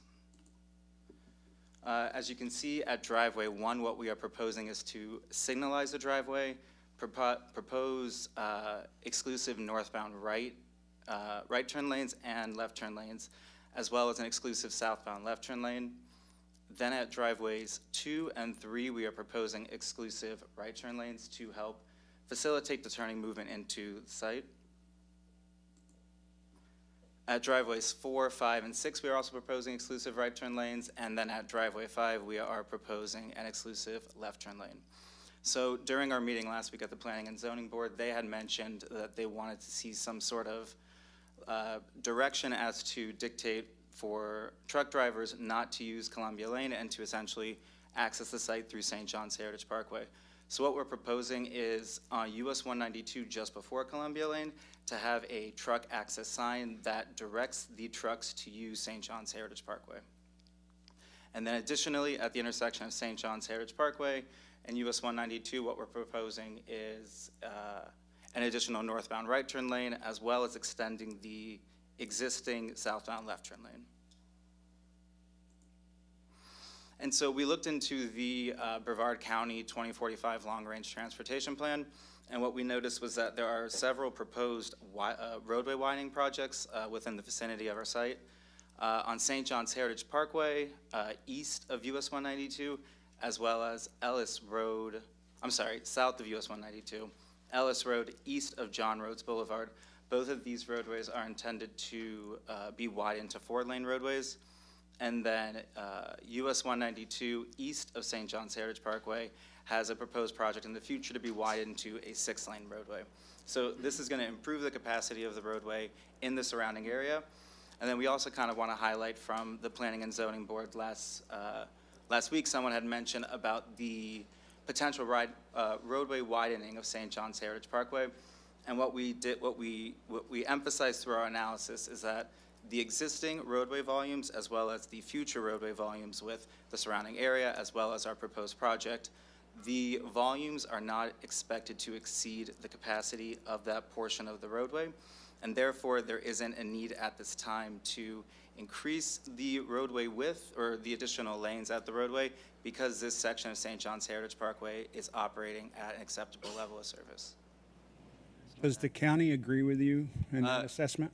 Yeah, so we're still working with the county, but this has been discussed, and they are kind of understanding that this is the process we're going through. Yeah. They're understanding it, but are they going to? Well, we've submitted our methodology letters to both the city and the county. They've provided feedback on that, but we haven't resubmitted our actual traffic study yet. This is happening within the coming days. But this section in particular, it's pretty indisputable given the volume. What you can see on the screen is it's what's called a volume to capacity ratio of 0.21. This is a very low volume to capacity ratio. Once the volume gets to the point where the VC ratio is approaching 1, that's when there needs to be thought as to whether or not to increase the roadway by adding additional lanes. This is so far below, and even with future traffic, it's like it will be understood that this is not going to likely be required to include additional. Do you anticipate them approving the lighting the signaling and the curb cuts? So we do the signal, we performed a signal warrant analysis. This demonstrated that a signal is warranted at that intersection. We've had discussions with the county about this. We've already met with them. The reason we're proposing these driveways at these specific locations, both on US 192 through conversations with FDOT and then along St. John's Heritage Parkway through conversations with Brevard County, is because these are the minimum driveway spacings per their code. So it's in compliance with their code. So are they approved, or you're still trying to get approval? We're still in the approval process. Thank you.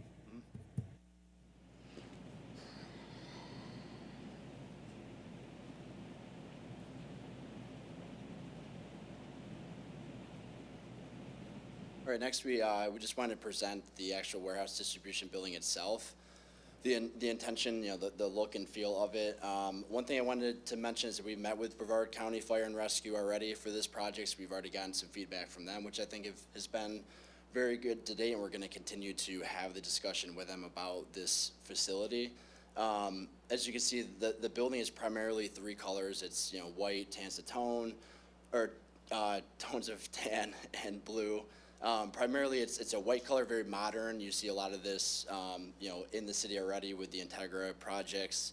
The project is made of 2 types of material on the exterior. So the first is precast tilt-up concrete panels. So they're typically shipped in, and then they're put up. So the first story, 28 feet all the way around, is this precast concrete paneling. And the rest of the building is, it's insulated metal panel, so it's like a sandwich panel. It's typically 6 inches or so. You see this a lot on, high-end R&D type facilities. It's, lasts a very long time, has very good R insulation value. It's, meets the fire code.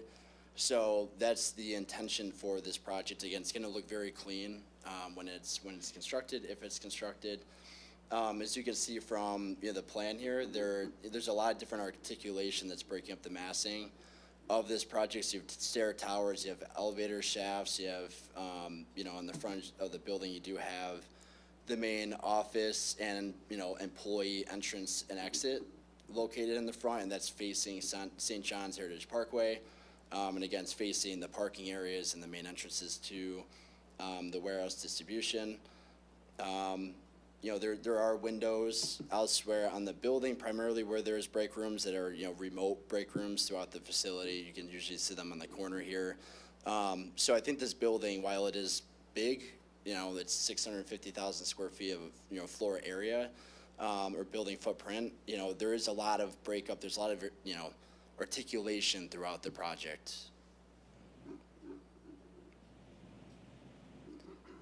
This is another view of just the front office portions. This is primarily where employees will enter the building from the 992 parking spaces that are proposed on site.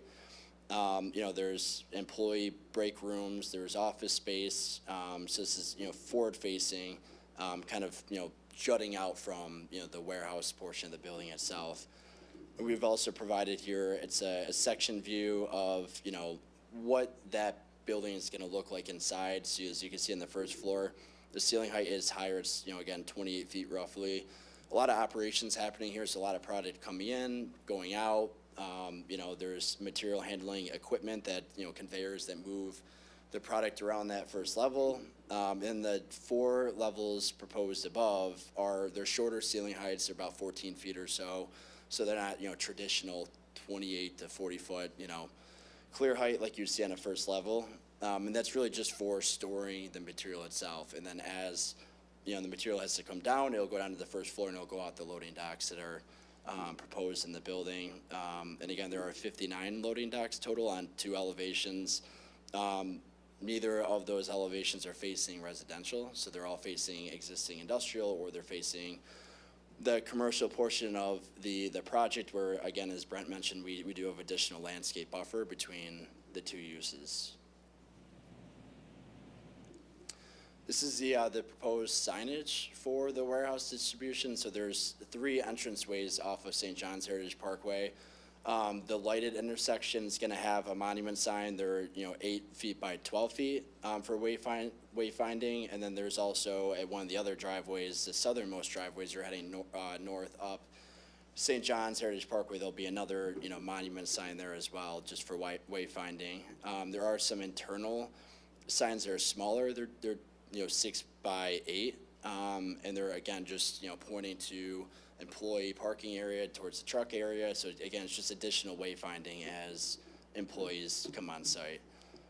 There's also 2 tenant signs that are proposed for the building, one facing east towards 95, and then one facing west towards St. John's Heritage Parkway. There'll be some smaller signs as well, just at the pedestrian entrance ways to the office block. That are also facing towards, the parking area and towards St. John's Heritage Parkway. That concludes our presentation. Appreciate the time again. When we presented in front of Planning and Zoning last week, some of the homeowners from the Dunes did come out and they spoke. So we heard, some of their comments. We were able to, speak to them at that time. We also spoke to them after. So we're glad that, the letters got out, the notices got out, people did come and speak. So we're glad to see that. I don't know if anybody is here tonight from the Dunes as well, but happy to, to answer any questions that you or they may have, but I appreciate the time. Thank you. Thank you. Thank you. All right, we're still in public hearing. I do not have any cards. Is there anyone who's filled out a card and wants to speak and hasn't? Thank you. We'll close the public hearing. Dr. Adams. Thank you, Mayor. Whoever wants to come up, I'm flexible on who it is. I appreciate the increased setbacks and some of the other things that you've noted that meet our city code. But we have heard from residents when we're considering projects that have a height that goes above what our city code currently allows, because we consider resident quality of life, what residents see not only from their houses or wherever they are. Sometimes it's even when they're pulling off of the highway and things like that. It's just conversations or messages that we've gotten from residents. So keeping that in mind, I know that the current request with the building that you have would be higher than our code currently allows, which is a concession that you're asking us to make. Would you be amenable at all to adjusting the height to be in compliance with our code? So we've given this a lot of consideration. So I think a lot of those concessions come with, again, Great, yes is the answer I'm looking for. The concessions we've provided on setback. Again, we've really moved that building far south. Again, we're 60 times the required setback there. So we've continued to move it further away. And what we've done in between the building itself and and to the northern property boundary is we've put the pond there, we put a walking path, we provided I think 3 levels of landscaping. We put up an 8-foot wall, or we will put up an 8-foot wall. There's also aeration fountains that are going to be in the stormwater pond where the walking path is. So there's a lot of different kinds of buffering that we put a lot of consideration into that. And I appreciate that, and it sounds beautiful. I'm still concerned with the height. Yeah, so again, we're at 95 feet is what we're asking for. So it's 30 feet higher than what's allowable. With the current development agreement that's in place today for the northern 38 acres, the setback again is 25 feet. That property there, per the development agreement, there could be a hotel that could be 25 feet from those rear property boundaries. That could be 120 feet tall. So hotels in the district are allowed to be 120 feet. So again, taking all those things in consideration, I think that we've done, a lot to, actually reduce the building height from where it started 3 months ago. And also just, I think that's a big consideration there too, that there's, going to be very little within the northern 38 acres. This can provide a huge buffer. And we've centered the building, as, central to the site as we possibly can. So we believe the impact is going to be very minimal overall. I hear you. So the answer to my question is no. I just want to be clear. That's correct. Okay, thank you. And just a note, because of the traffic information that has come up, I don't believe in my time on council that I've ever seen a traffic impact study fail, simply in the nature of roads and infrastructure, but as we consider the future of our city and as more and more people continue to come in, infrastructure and especially our roads and traffic are a big concern for our residents, whether it be in the direct residential areas or the more industrial areas where you would be potentially looking to go if property is rezoned. I'm only noting what I've seen because this would be a warehouse, and I think you've noted that there would be 59 bays. Is that number correct? So to me, I understand keeping it off of the one back road would be better for our residents, trying to keep everyone on St. John's Heritage Parkway. But 59 loading bays for a warehouse is a lot of coming and going. So I just wanted to note that. That's all for now, Mayor. Thank you. Thank you. Ms. Volz. Yeah, going way back to one of the slides at the beginning, there was a small parcel on the west side of St. John's Heritage Parkway. Just a small little piece, like you have the big piece here, and then this little piece over here, like separate. So is that going to be included in all of this, or what? That was their first development on the west side of Heritage Parkway. That's where the current, I call it Integra 2. It's Integra Heritage is on the west side. It's officially called Integra Heritage. Right. That's the apartment building that's already there and in existence. That's not there. part of this project, but Okay. but they were referencing that as that is a development from this developer. Yeah, At it was Aquest Homes. highlighted along with that, so I just didn't know if that was part of it. It just, It's not, it's the box that says October 2020 and what Mr. Rhodey was referring to. well, it wasn't that picture right there. It was way back almost at the beginning, but that's all right. It would be the same place. Okay. So, And they have 8 acres of commercial on that west side. Okay. That could be developed also. okay, that's all I was wondering. Thank you. Thank you, Mr. Frampus. Thank you, Mayor. You mentioned there's 495 feet to the north of a buffer. What's the buffer to the east from the parking lot of the, for the truck parking? And there's, how many truck parking slots?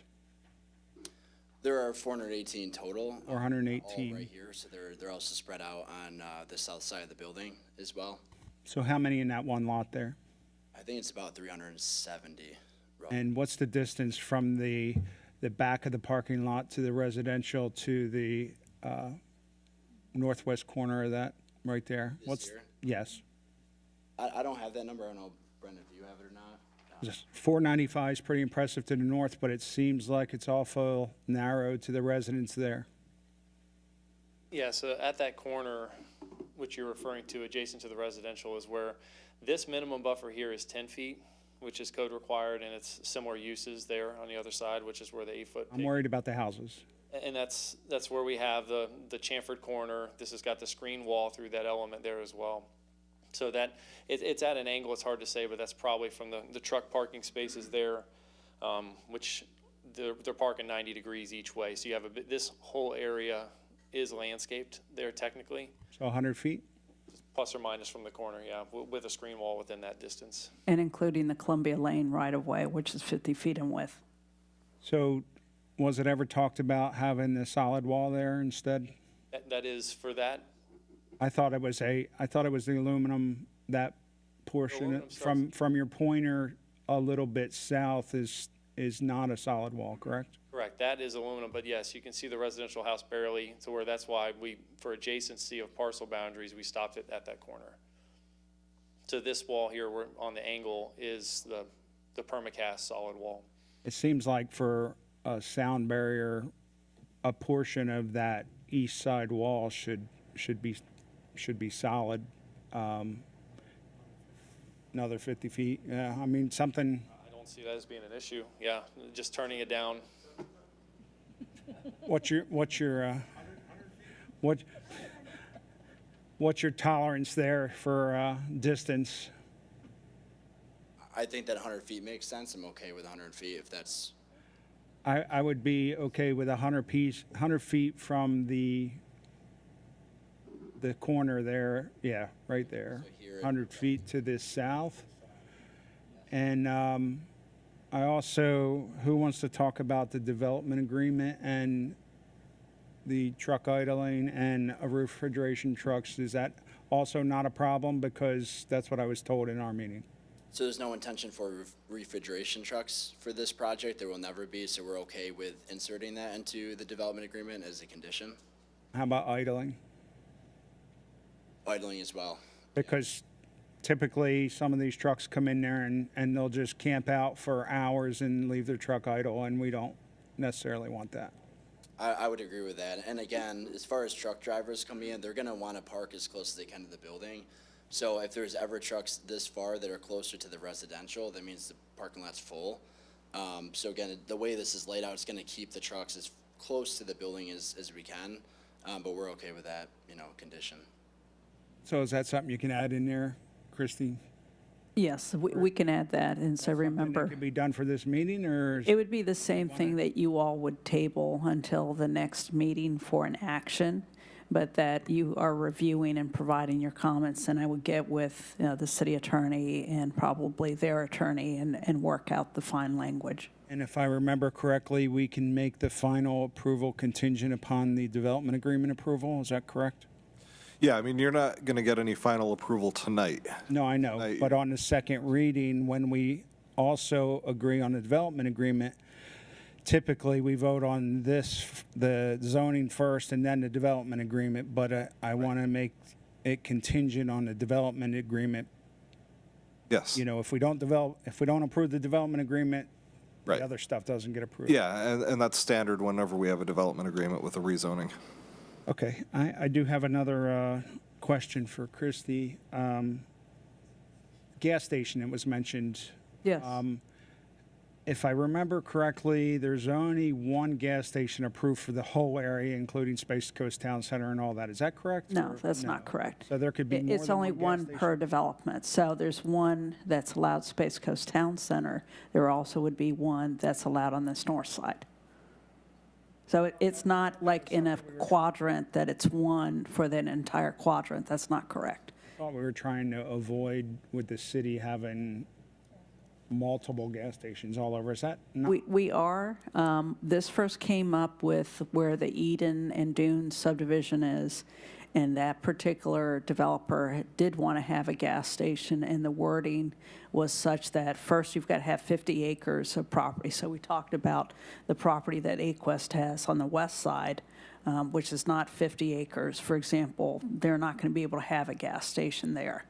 So I want to make it clear that there's several criteria to sort of weed out the gas station, but it's just one per development, which is huge because sometimes, you'll have properties in this area, as we know, on the south side. You have 170 acres with Space Coast Town Center. So they're only going to have one gas station, and they'll have a lot of other uses. Same thing on this side. It's only going to be one gas station. That's going to be in this northeast area. Now, how about the commercial property to the north, the Integra property? Would that be considered a different? It on the west side, the Integra Heritage, So was that it is considered different because, like I we could said, they would have potentially had have to, 3 no, gas they would have had to had 50 acres there, and they don't have that. Gotcha. So it's an acreage and a location, Okay. and that was on purpose. For the gas station that you guys are thinking about maybe putting in there, is that a truck filling station or just a vehicle, residential vehicle kind of station? Just a traditional gas station. And it's going to be, right now it's proposed for the middle of the site here, so it's not going to be on the corner. We don't want to put it on the corner. We want to make sure we're activating the corner of US 192 and St. John with retail. So again, we're really centering the gas station right across from Milky Way, which is the main entrance. So we're not looking for a truck stop style gas station where the large trucks can fill up? We are not. So this is the location we're presenting here, so it's very small. It's just like a normal gas station with a convenience component. Okay, thank you. Ms. Volz? Nope, no, Ms. Adams? Thank you. Christy, can you go back one slide? Or whoever's controlling the mouse? Thank you. Looking at, looking at that map, the pull-in that's off Columbia Lane, I know you had said that would not be for trucks, so we're looking for that to be the residential vehicles of people working there? So are we referencing? Yes. So that's an egress only. Okay. It's basically like an emergency or overflow for trucks. If something's happening, we have to get trucks out, and it's not the primary. This would be a secondary, so it's gated. There's no way for vehicles to come in. It's only for outbound, egress. But we would be letting trucks potentially use that exit? To leave there, yes. Again, on a secondary basis, so the primary is enough to accommodate, queuing coming in and also exiting. But there could be periods, again, where there's an emergency or just overflow and they need to get trucks off the site.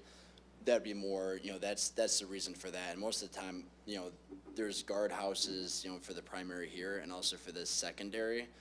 To Columbia, that wouldn't even be manned, it would just be fenced off. So it'd only be manned in those situations where, there needs to be a little bit of assistance. In your experience, and I ask this because we have, when you look down Columbia Lane, you do have residents who, when they show up, they're not going to show up to complain to you, they're going to come to us. So when we look at how that traffic flow would work, and knowing that this is a potential warehouse location, in your experience, how many times, either per day, per week, per month, is something like that in terms of an emergency situation or usage for overflow necessary? I'm just trying to get an idea because I don't typically work with warehouses. Yeah, no, it's a fair question. I think it's more seasonality. There might be times of the year where there's just more trucks on site, so there's a reason for it. I don't think this is something that's like every day there's a certain time or once a week. It's more, I think, certain seasons, like busy periods where this would be needed. So I would suspect that there's going to be months where it would not be used at all, is my experience. But then there could be months around holidays or other things that it's being used potentially on a daily basis? Potentially on a daily basis for, limited. Because again, it's more efficient to use the primary, but again, if there's a need, that's the use of that. And the reason why that's to Columbia, and again, not to St. John's, in case there's an accident at St. John's or something's happening, it's good to have another way out that's not, impacted by an incident. Thank you. Is that right turn only there? Coming out of Columbia, it would be right turn only, right? Yeah. It would, yeah, there's actually a median there, and we're going to make sure we have signage as well to ensure that trucks know to go right. So it's not very convenient for them to go out that way, so it would be an inconvenience. It's not. There's a raised median there, and Columbia Lane, if you didn't have a raised median, would line up with Brandywine Lane. Some of the Brandywine residents have complained that people kind of do an S-curve through that median, but that's been, passenger cars, not semi-trailers. So that's something we are talking to to FDOT about, because we do share some concerns about how Columbia Lane would be used by semi-trailers. Ms. McGuire?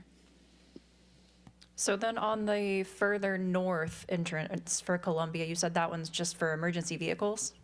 Or? It is. It's more for like fire access. Okay. So it's going to be the click to enter.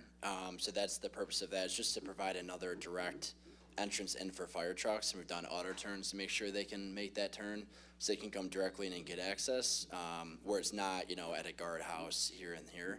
So it's really just thinking ahead to know that there's enough, access. And we've reviewed this with Brevard County Fire and Rescue, and they're amenable to that location. Well, I want to add, it's not just the fire rescue. That north side off of Columbia is to access. The city has a very large sewer main that's going to go under that pavement.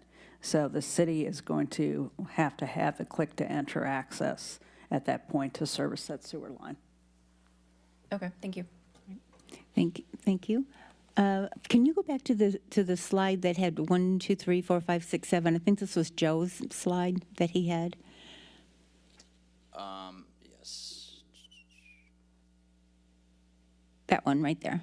Nope, there we are. That one right there. Where is the residential area? You said there's 807 single-family units, which are townhouses, is that correct?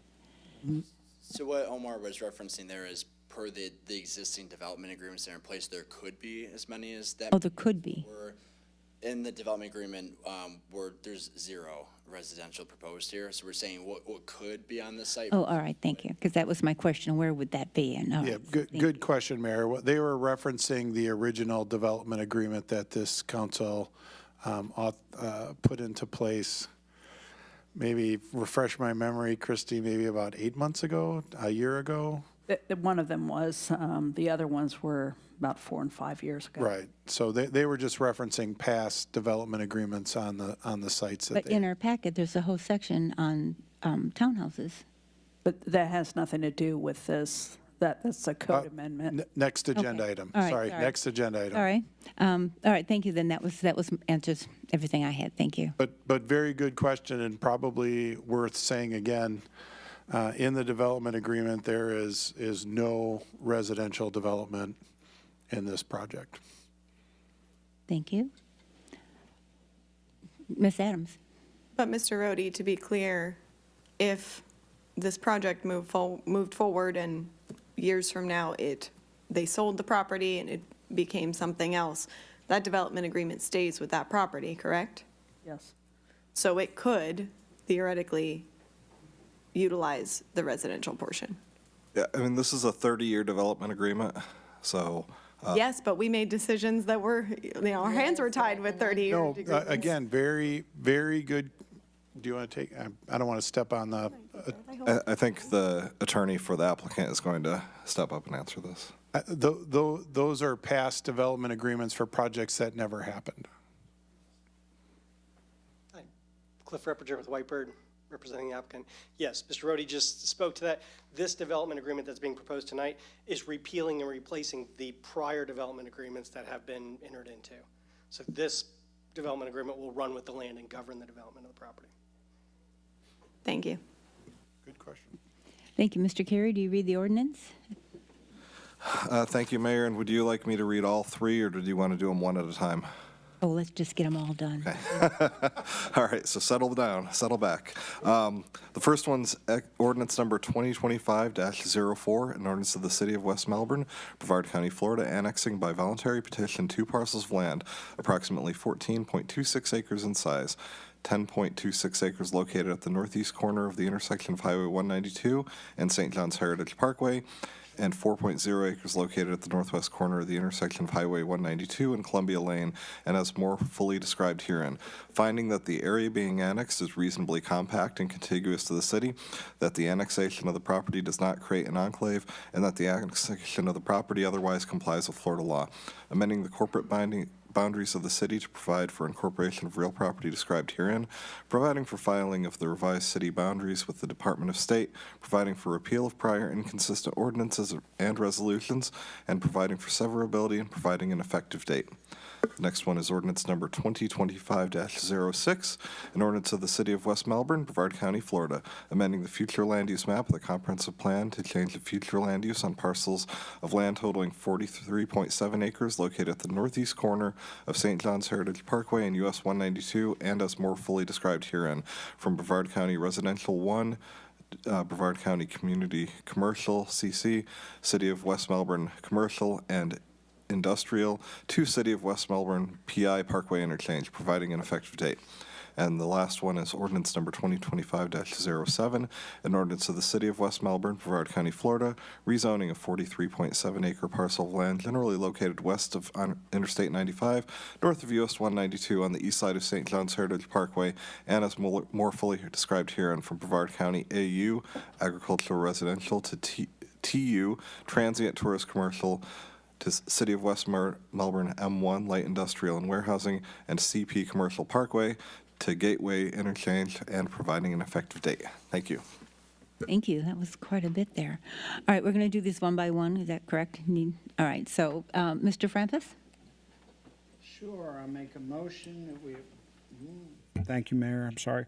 I'll make a motion that we approve the first reading of ordinance number 2025-04, annexing the following properties as stated, 1 and 2. All right, thank you. Mr. Bentley? Second. All right, thank you. Any other questions on this? All right, all those in favor, please signify by saying aye. Aye. Aye. Those opposed? We have one nay? Okay, all right. All right, thank you. Motion passes 6-0. All right. Whoa, whoa. 6-1, it's the new math. New math, okay, we're good. All right, thank you. 6-1 with Ms. Adams voting nay. All right, thank you. Second one. This is going to be 05. Mr. Frampus? Make a motion, we approve the first reading ordinance 2025-06 of the revised map to designate the 5 properties with the Parkway intersection future land use designation subject to the approval of 2 annexations being approved by City Council. All right, thank you. Mr. Gaylord? I'll second the motion. All right, thank you. All those in favor, please signify by saying aye. Aye. Those opposed? Thank you. Motion carries 6-1 with Ms. Adams voting nay. All right, thank you. Next motion, don't have any lights on. 7 for 07. Mr. Frampus? Make a motion, we approve the first reading ordinance 2025-07 as written. All right, thank you. Mr. Gaylord? I'll second. Thank you. All those in favor signify by saying aye. Aye. Those opposed signify by saying nay. Motion carries 6-1 with Ms. Adams voting nay. Thank you very much. Christy, have we missed any? The conceptual master development plan. Development plan, And the right. development agreement. All right, thank you. The development agreement, Mr. Frampus? Christie, do you want the master development plan? How do you want to handle the development agreement? And you want it just tabled, the whole thing tabled, or do you want? If that's your pleasure, but I want the not, changes made in the development agreement, so. It may be better to do that. It didn't sound like you all had substantial sort of drawing changes, we call it, to the plans. So I would 100 just. feet wall, the changes to the idling and refrigeration trucks, that's. That's it.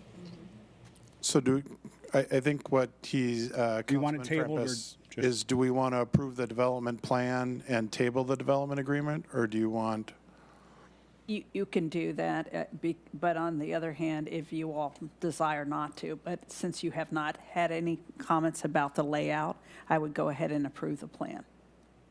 Approve the master development plan and table the development agreement. Okay, so I'll make a motion, we approve the master development plan, and a second motion to table it. Yeah, let's do them after. separately since they're separate agenda items. All right, thank you. So we have a motion from Mr. Frampus. Ms. McGuire? Second? Thank you. All those in favor signify by saying aye.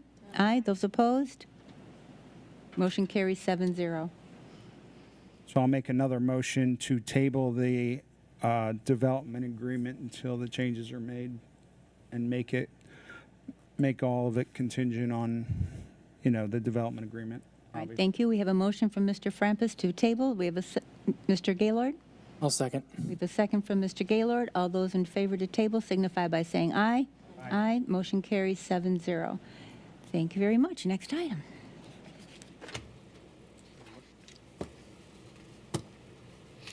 Thank you, gentlemen.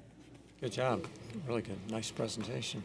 so I apologize, Mayor, but just want to confirm the date that this item will be coming back, Christie?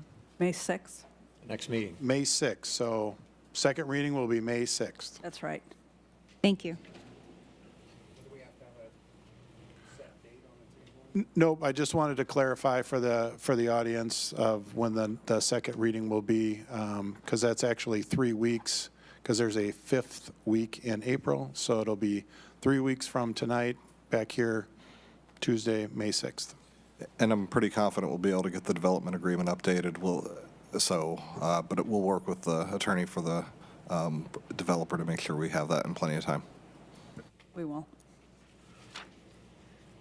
Okay, the next agenda item is D, so 5D. And again, this has nothing to do with the previous items that we just heard. This is another applicant request, not a staff-initiated request. No, that's not the one. Thank you for clarifying that. After reading all of this, I just went into the next one and combined them together. Thank you. It's been a long night, we'll say it like that. And actually, it's agenda item 5C is in cat. So with these items, what we typically do is if an applicant wants to change something in the code, staff evaluates it, the Planning and Zoning Board evaluates it, they provide their recommendation, and I believe Mr. Rohde wants to also make a statement about it. So I'm just going to run through what staff looks at. What the applicant is asking for is, remember that the name of that zoning district, the R2, includes more than townhouses. The title of that zoning district is 1, 2, and multifamily zoning. But within that, you're allowed to have townhouse lots. So the only part of those three parts that I just named and as part of the title that they're talking about is townhouse. So townhouse lot dimensions, and there's no other changes for staff evaluation then. All that we were looking at is in 2009 is when we inserted the ability to have townhouse lots, and then what has changed or not changed, so sort of the historical perspective. The planning staff is not opposed to a townhouse lot revision. Changes do happen over time, so it makes sense that there would continue to be changes. So what is a townhouse? I know a lot of people, when you talk to them, it's a visual thing. They think a townhouse is an upstairs, downstairs. That's what they mean by townhouse. In our code, because we have to be very specific in our code, it's not an upstairs, downstairs type of arrangement. A townhouse lot uses the word lot because it actually is property that a property owner owns. They're not renting. They're owning that land. They're owning the building or that part of the building that they live in, plus the lot that's the front yard and the backyard. So that's the left-hand side. It's not allowed in regular single-family districts. So I think most of us in the audience live in regular single-family homes. You're not in a townhouse per se. You're in a single-family, what we call single-family detached home, versus a townhouse is what we call single-family attached. Townhouses are not the same as a condominium. That's the other distinction I wanted to draw. There's several people have asked me about the Villas of West Melbourne. Villas of West Melbourne is behind where Aldi's is, and it used to be a few other businesses. Those are condominiums. They do not own the properties. They own the airspace inside their building, those owners. So that's, again, not the same thing as a townhouse. Where do we allow the townhouses? In our city limits, in the R2, the R3, the commercial Wickham, and the commercial New Haven zoning district. What's significant is that in the commercial Wickham and the commercial New Haven district, if you are going to have a townhouse lot, then you have to refer to the R2 zoning district about what those sizes are going to be. So that's the correlation between R2 and C and H and CW. I know it's a lot of alphabet, but that's the adjacency to it. What the applicant would like to have is sort of summarized on the left-hand side of the screen. So basically, if you look at that left side versus the right side, we have a little bit bigger minimum requirements for that townhouse lot. Again, has nothing to do with an apartment complex, has nothing to do with the previous development. It's that if you had a builder, whoever it might be, who wanted to build a community with many of these townhouse types of buildings, each of these lots right now on the left-hand side is not what we allow.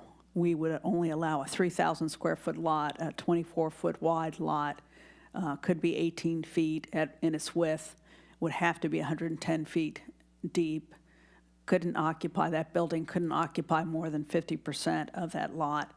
The acreage for that project has to be at least 5 acres, and then density is very key to this, 10 dwelling units an acre.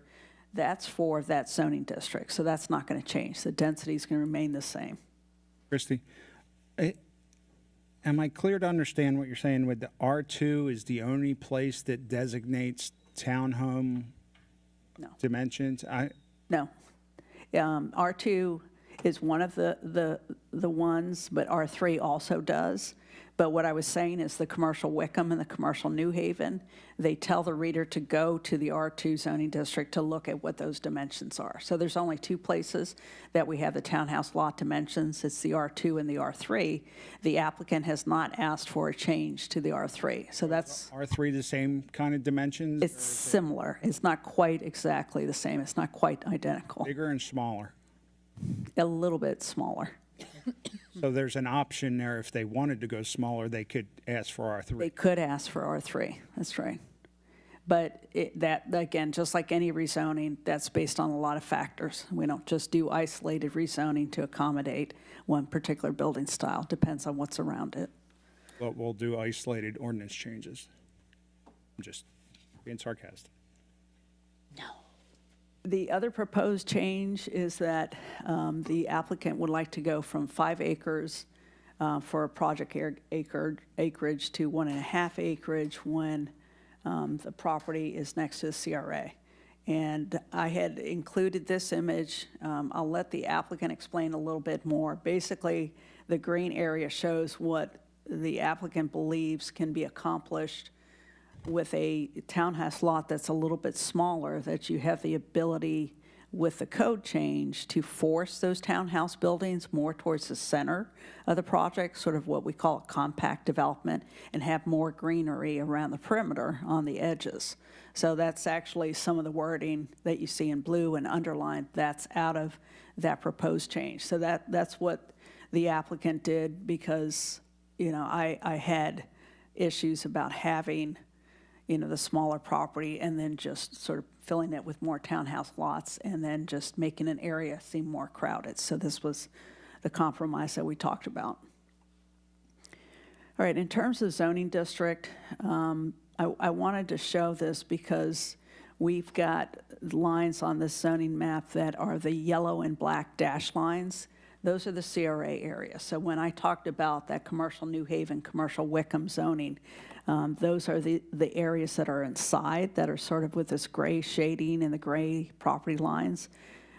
That's where some of that commercial New Haven is, and the commercial Wickham actually has this black striping, sort of the diagonal striping. The lots that are adjacent to the CRA that are 1.5 acres or larger are some of these blue. I don't know if you can really see it on the screen, but the only thing that was key to me that the Planning and Zoning Board had asked is how many of these lots still exist where you could have this right next to the CRA. And the answer is there's really only one vacant lot that's on Wickham, at the corner of Wickham and Sheridan. So that's the one that I've labeled with this V. That's the only one that would sort of fit that criteria. Another way of saying this is this listing, where I give you the address of that particular lot, 7485 Sheridan, because it used to have a house on. That's why it has an address. And then in terms of vacant lands that are in the CRA that are 5 acres or larger, with that commercial Wickham, commercial New Haven, or the R2 zoning, there's only 4 vacant lots. Okay, so some of them are big acreage, but we're not talking about significant remnants of property, which makes sense because we're a city with less than 10% vacant lands left anyways. The applicant gave us some of the local government comparisons, and we were not exactly apples to apples, but that's okay. We're our own city, and we have our own preferences. In terms of the history kind of some of the townhouse lot criteria was inserted into the code in 2009. I think it's important that everybody understands there's currently one subdivision in the city limits called Palm Gardens that's on Minton Road that has townhouse lots. They actually exist, people live in them, and the size of those lots are 28 feet by 110 feet. So they're not quite 3,000 square feet, they're almost. They did a development agreement to allow that, so that's how they were able to get that. Sunrise Estates, which is in the process, Pulte Homes, south of Space Coast Town Center, off of St. John's Heritage Parkway, they're also building townhouse lots. Those townhouse lots are 18 by 115 feet. By contrast, in 2025, we have had Some developers, for example, off of Wickham Road, we had one developer who about 4 years ago was looking at 20-foot wide lots by 101. Also, they would ask for that waiver to that depth through a development agreement. There's a letter, the third and fourth bullets sort of talk about the letter that was given this afternoon by the Home Builders Association in terms of their desire to continue to have areas for infill development.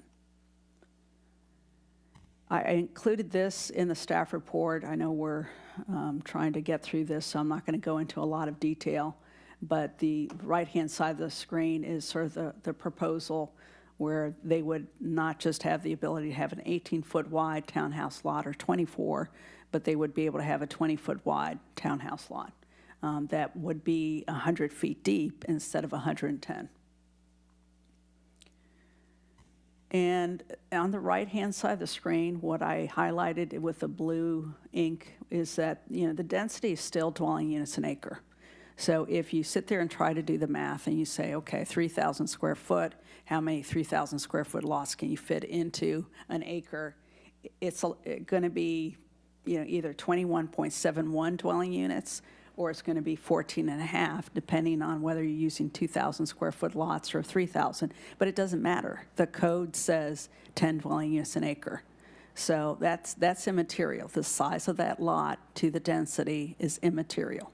You're always going to have, if you have 5 acres, you're always going to have the ability to have 50 units, whether it's single family, attached, single family detached, or apartments. That's it. For that zoning district, you have your maximum density, and they have to live within that.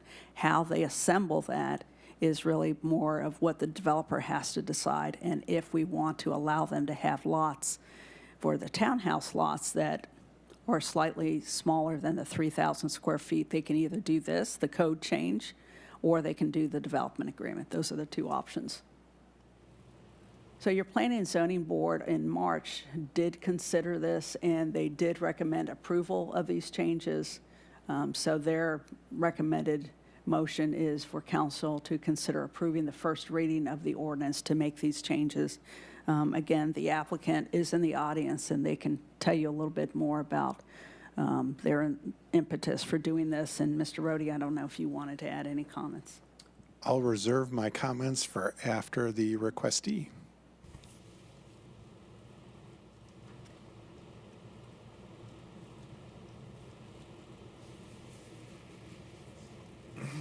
Mr. Bentley, did you want to ask now or after?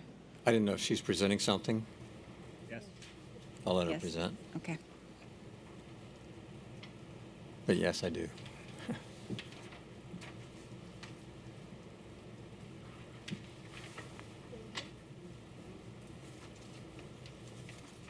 Thank you.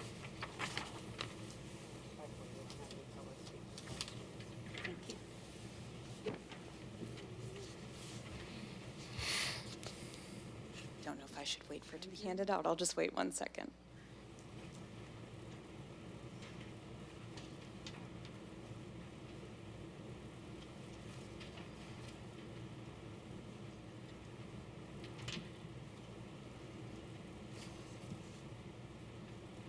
Okay, thank you. Good evening. Kelly Delmonico. Tonight I am representing myself. So it's kind of a little bit different for me. So tonight I'm here to request that the city consider code amendments to the R2 zoning code to accommodate some flexibility in the lot design of single-family platted townhomes. Those who know me professionally and personally know that I am passionate about the provision of housing choice, and also making home ownership available to the most number of people. I'm in a situation now where I feel very lucky to own a single-family detached home, but now I feel stuck in that home and I can't move because of various financial reasons. Buying a home for anyone younger than me, it's very difficult. So I have worked in every community throughout Brevard County with different clients that are working towards providing alternatives to single-family detached. So that next level, we call it like the missing middle, things that are around 7 to 10 dwelling units an acre Townhomes are just a fantastic way to provide the ability for home ownership, cluster development, bringing them together, and people get to own their own properties and land and get all the great provisions that a typical detached single-family neighborhood would provide. The amendments that I'm proposing also include requirements for developers to provide additional benefits, architectural, landscaping, and buffering enhancements that benefit not just the development, but the community and the city if these more flexible options are allowed.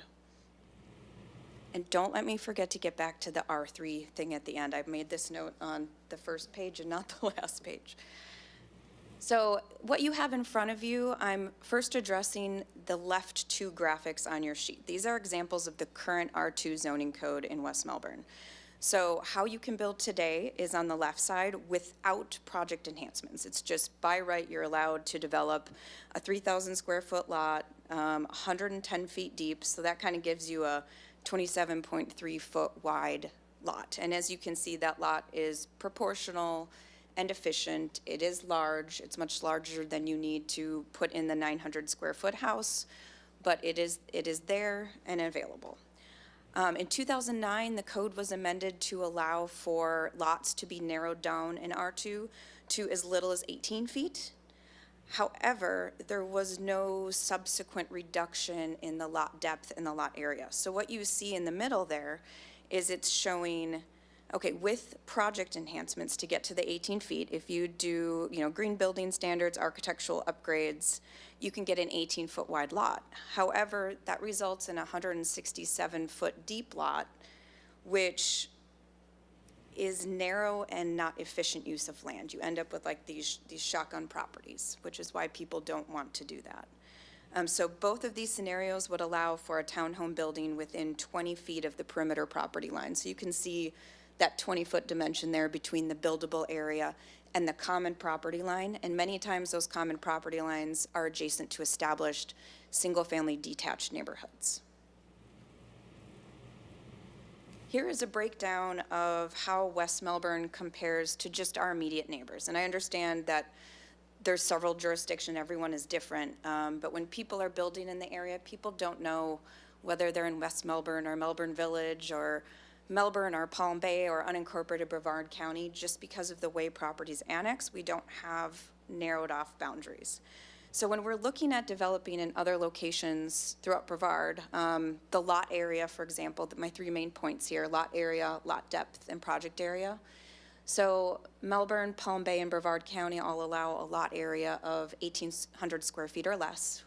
Right now, West Melbourne requires 3,000 square feet. For lot depth, the other adjacent neighbors allow 80 feet or less. West Melbourne's currently at 110 feet. And then in terms of the project area, there is a minimum project area here of 5 acres, and the other jurisdictions just don't have that. If you're looking at Brevard County's requirement for the 7,500 square feet, the reason that's there is because the way townhome is defined is that you need 3 lots together to create a townhome. So that's like their minimum square footage times 3 to get that. So most places don't have a minimum project size because if you're trying to encourage infill development, the current code restricts that and does not allow for infill development on smaller properties. So now I put in the column what I am proposing here. After several discussions with staff, we've gone back and forth, and here's what we're proposing. So for the lot area, I would like to see that drop down to 2,000 square feet so you can have some more reasonable dimensions and be able to build in today's current environment. So that would be 2,000 square feet with proposed project enhancements, which I'll get into on a later slide. I don't mean to confuse all that. So 2,000 square feet instead of 3,000 square feet. Building coverage would increase to 60%. That's just in keeping with industry standards. When you have lots, you have more building coverage on these smaller lots.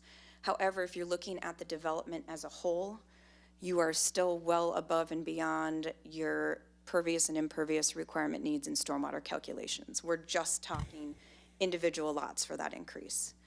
And then for project area, well, I would love to see the project area just eliminated citywide.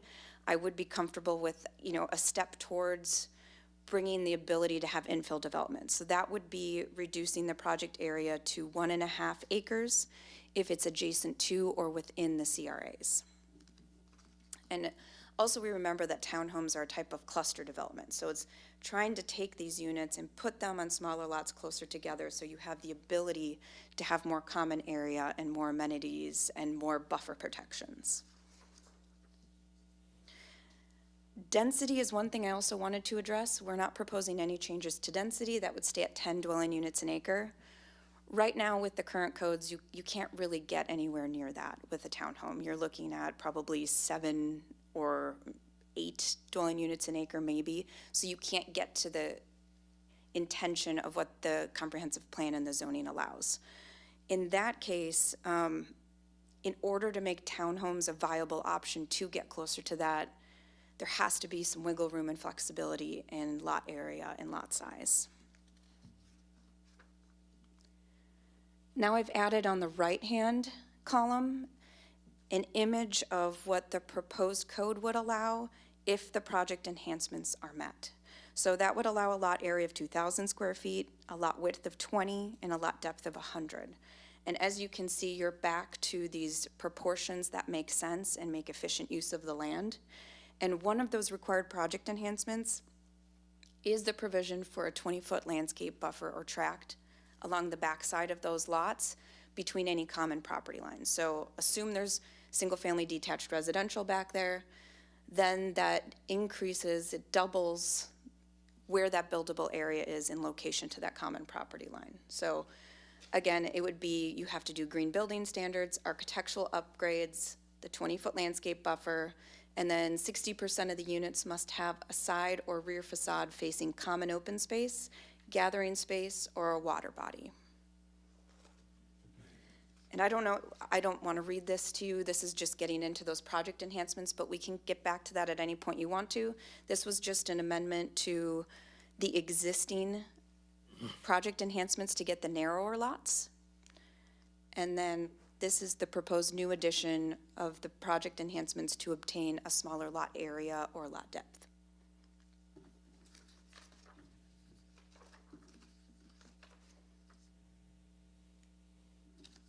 And I really don't want to read this at you.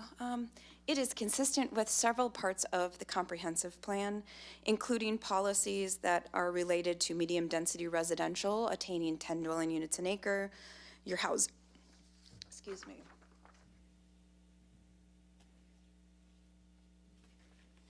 Your housing policy that requires, I don't know what's going on, one sec. Good thing I brought the water up.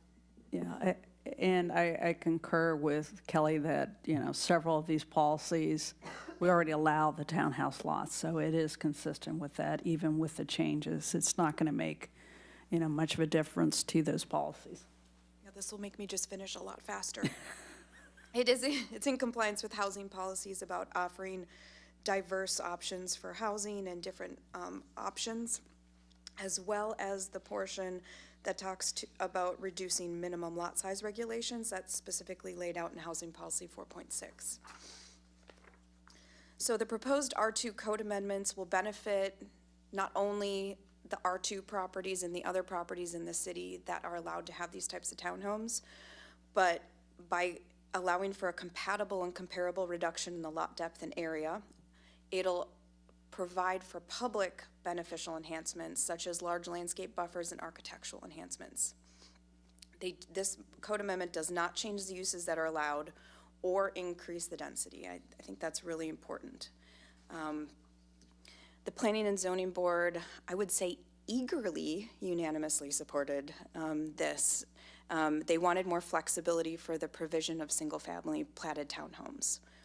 And with that, I am happy to answer any questions. Oh, R3. Can I address the R3 thing real quick? So with R3, when we're looking at zoning districts throughout the city and where we can apply that to townhomes, it's really hard to request a change of zoning from even an R2 to R3 or like a commercial to R3 because that's the multifamily zoning district. And It's not a substitute because that allows for 15 dwelling units an acre, and it has a minimum lot size of 24 by 100 with a minimum lot area of 3,000 square feet. So I don't know why it ended up this way, but the only difference between R2 and R3 without the project enhancements is that the lot depth is 10 feet shorter, but the lot area is still the same. So it wouldn't work to request it, and it would also be hard to justify an R3 if you're next to lower intensity uses.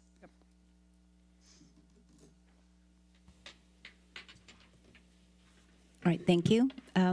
Public hearing, we have no cards to read. We have, thank you, we'll close the public hearing. Mr. Bentley? Thank you, Mayor.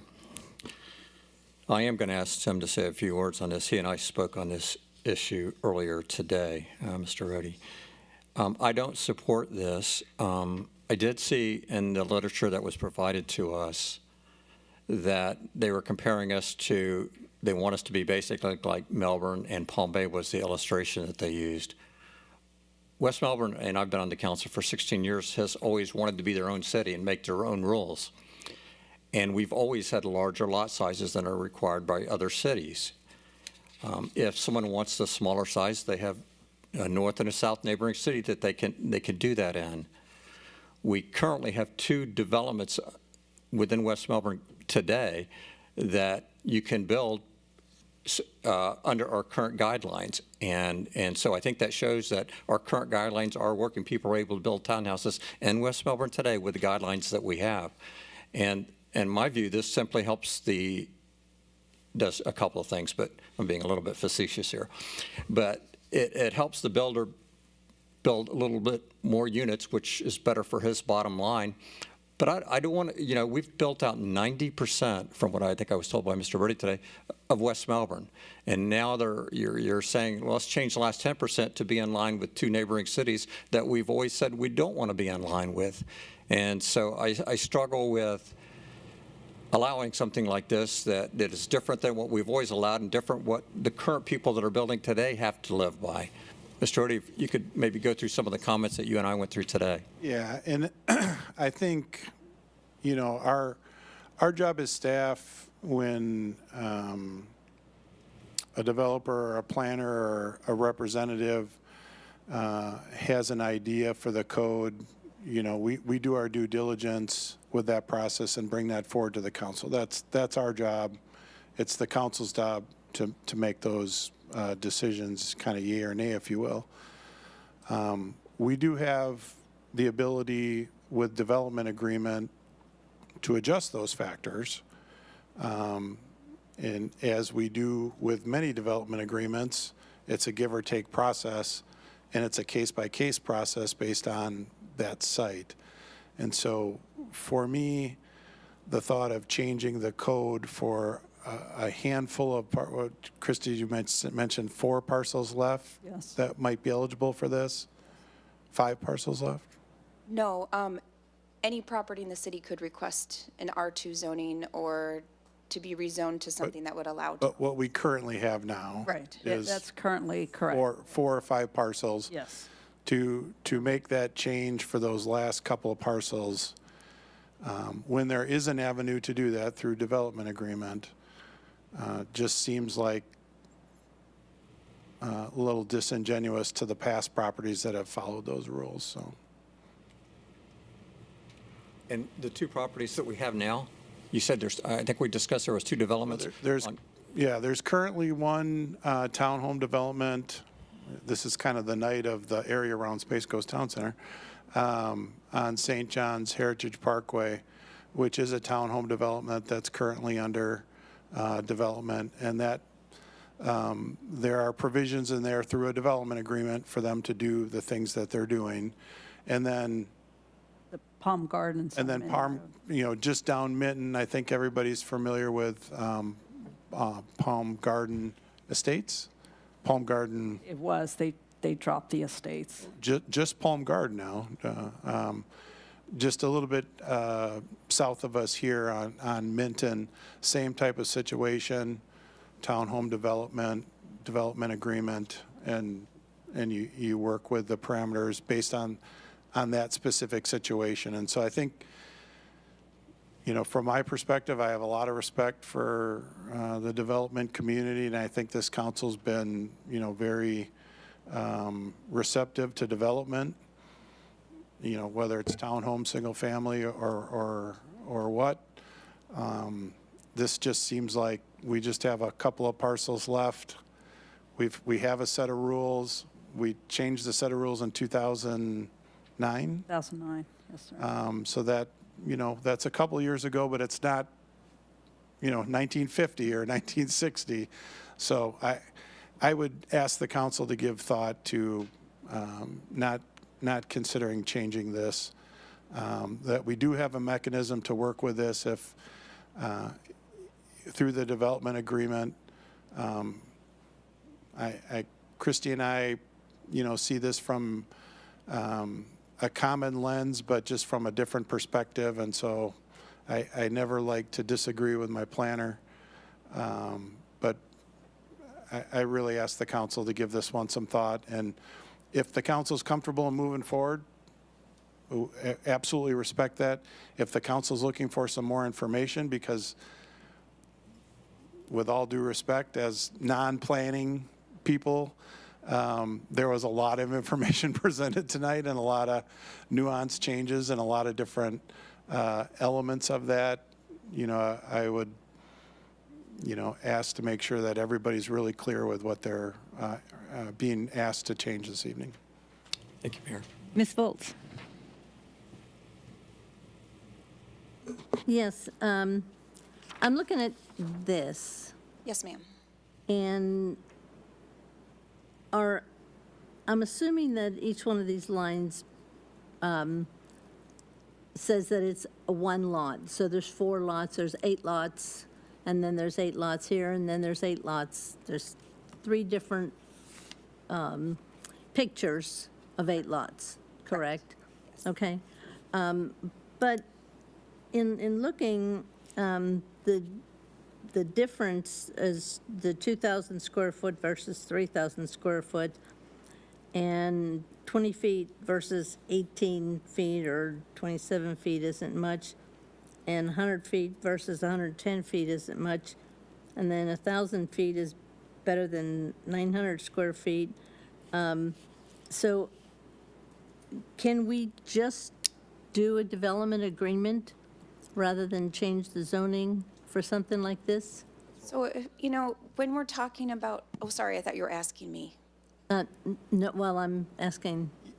Yes, the way in the past that the projects have worked around these set codes is via development agreement, where the council has the ability to look at the project as a whole and maybe make an adjustment to lot size in order to get some other aspect that would complement that site. Because as we know,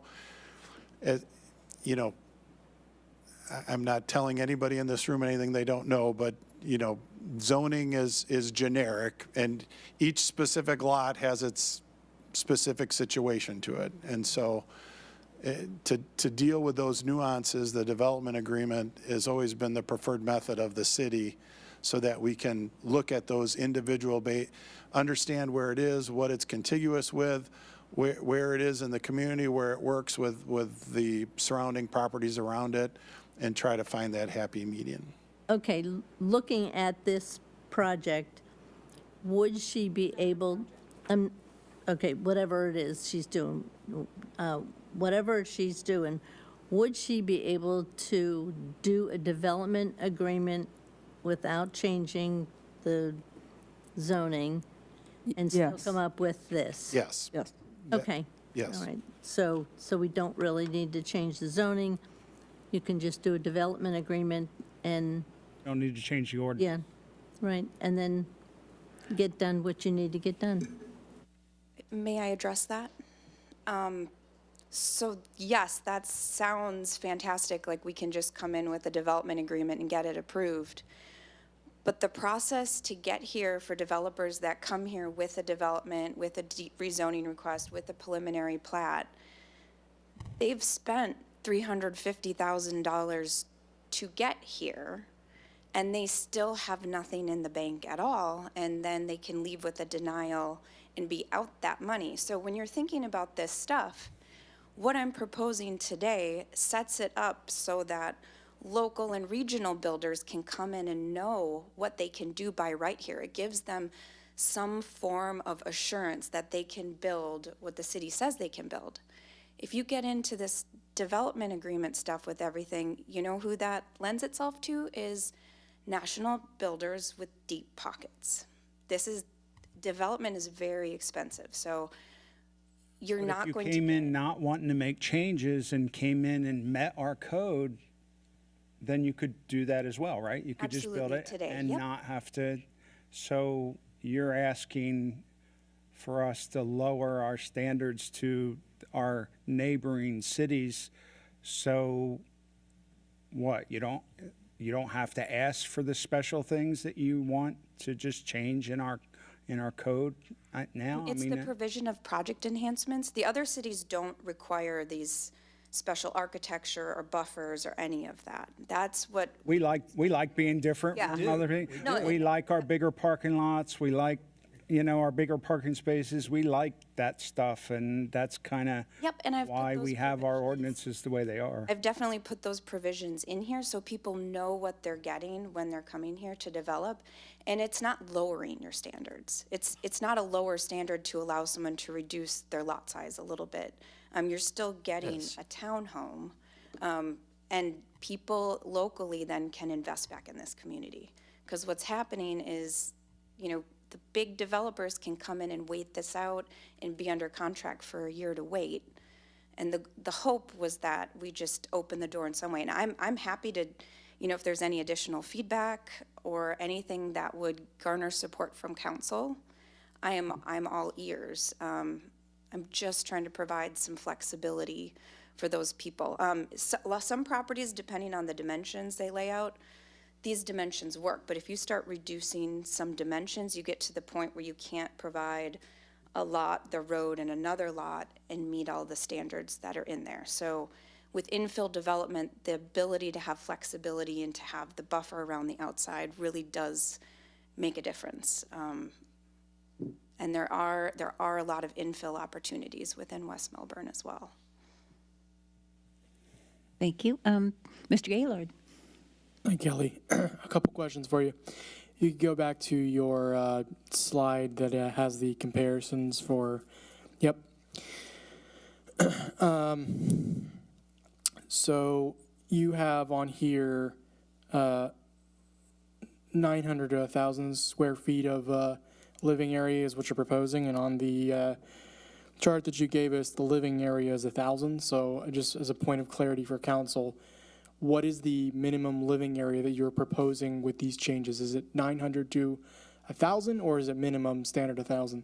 The current code allows a 900 square foot living area, and if you want to use the smaller lot area, then it's required to increase the living area to 1,000 square feet. Okay. And then I think you made the claim earlier that with... Just so I understand that, I'm sorry. Yeah. So if it's a smaller lot, it's more living space? Yes, and that was, How's that make any sense? well, they're going to have, with the bigger lots, they're going to build probably the bigger units anyways. If you wanted to change even for, that bigger lot to have it be 1,000 square foot minimum, we could certainly do that. But it's in that notion of sort of an exchange. They want something, so let's, as a community, get a little bit bigger sized unit. So that's how it works. And remember, a townhouse can be, Palm Gardens is just single story. It's not 2-story. Townhouse lot could also be 2-story. So the 1,000 square feet can be in any sort of configuration. Okay. Second question here. I didn't see, if you go to the next slide, I believe it was. Where's the proposed language at? You had it in blue, yep. Do you have anything in here about the actual minimum living area? Because I noticed on the changes that you're proposing, you have the depth, the actual buildable area square footage reduction from 3,000 to 2,000. Did you have anything that you wanted to add in here about the minimum living space or? No, that's set forth in a previous section, and it just says that it would increase to 1,000. Yeah, it's in section 98-277. Okay. So that's pretty typical in our code that, one section might deal with this topic and another section of that code deals with, so that's not unusual. Okay. Last question. I think you made the claim earlier, and I might get my numbers mixed up here, so forgive me. You made the claim earlier that with the current R2 townhome standards, with or without the project enhancements, typically like these infill developments can get in the range of like 7 townhomes constructed within a property. What 7 per acre? So what's the increase that you're looking at per acre with this proposed reduction? This would let you get closer to 10. You never can really hit 10 because 10's the maximum. And Mr. Rohde, I mean, you mentioned to Mr. Bentley earlier today that, I mean, we're effectively built out. How many acres are we even looking at available for townhomes? Well, we're getting, depending upon the direction of Project Zeppelin, we're getting to a point where we don't have a lot of big parcels left. But we are working with other townhome developments right now currently, and we do have these rules in effect, and so it would potentially alter some of those projects with these changes. But right now, to answer your question, Christy mentioned the 5 vacant lots. 4 to 5 vacant lots that are currently R2. R2, the CNH, and the CW. So Christy or Tim, on average, what are we thinking on those 5 vacant lots? If we went through with this change, just an average ballpark number, how many extra townhomes would we potentially even be looking at? I would say, citywide, you're probably looking at less than 50. I mean, if what Kelly is saying is that we currently have about 7 dwelling units an acre for townhouse developments, and that you can get closer to 10, that's only a difference of 3 units. And we have less than 100 acres between those 5 lots that are vacant that have the right zoning, not counting things that can be changed or infill redevelopment of existing. So that's why I'm taking a guess it's not going to be a big number. And when we say 50 townhomes, I'm not a townhome expert. So when we say townhomes, are we talking about the actual building split between 2 dwelling units per like individual family? Is that? Yeah, a townhouse lot Yeah. is what we're talking about, and it is just that unit. Right, okay. So in order to have townhouse development, you need to have at least 2 of those townhouse lots together in one building. So typically, builders will build, 4, I think Kelly had an example of 4 or 6 or 8 units altogether. But no, we think of it as their own individual unit, kind of like we would just a regular single-family house. Okay. All right. Thank you. Mr. Frempus? Thank you, Mayor. Keeping on that same thought line, the recommendation is to change from 5 acres to 1.5 acres. Are you taking that in consideration when you're saying only 50 townhomes? Even if they changed it to 1.5 acres, we would Yes. still only have 50 townhomes in the... Because of that one map that we showed. So I had our planning technician analyze how many properties that we had that are right next to the CRA, to the community redevelopment area, that are 1.5 acres in size, and there's really only one that is. So that's really the extent of it. But anything that doesn't have that R2 zoning now, that doesn't have that commercial Wickham, that doesn't have that commercial New Haven, I'm not counting those lots. So that could be could potentially, potential but that gets to, right, and that was a conversation we had earlier. But again, that is also a decision that you all make, and it's something that we all as staff provide you feedback that we try not to do isolated zoning except for institutional or some of the other zoning. So, Kelly, right? Yes. Does this significantly reduce the cost of the townhome that you're going to be offering, or is it still 900 square feet's 900 square feet, and that's what somebody's buying? They'll all be bigger than that anyway, the square footage. The price of the townhome, is But it would it be does- substantially? It does really decrease the cost of this because what we're kind of left with in the infill development world in general, unless we're going to go keep building out in the swamps, is we have to repurpose and rebuild on the properties that we already have in our developed urban areas. And you get these properties that are kind of weirdly shaped, and you have to work around them. So when you're requiring these really long lots, you might only be able to fit one row in rather than 2 rows. But if we get the code change, maybe you can fit 2 rows in and make it all work. Another way to kind of You're talking about going with the shotgun style properties, right? You're only, if you do it to code the way it is now, you're only reducing it by what, 10 feet or?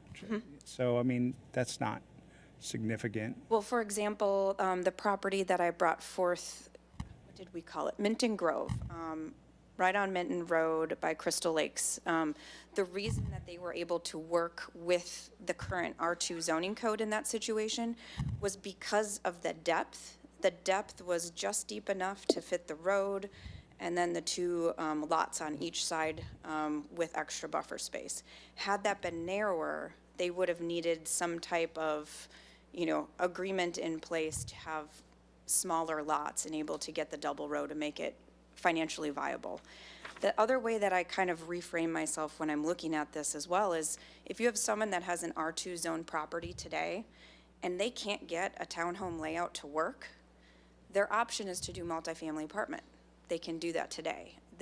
I'm trying to give people the option to have townhome as a viable right to move forward. Without flexibility, people kind of get stuck and they're like, well, I can do multifamily at 10 dwelling units an acre, but I can only fit 4 townhouses here.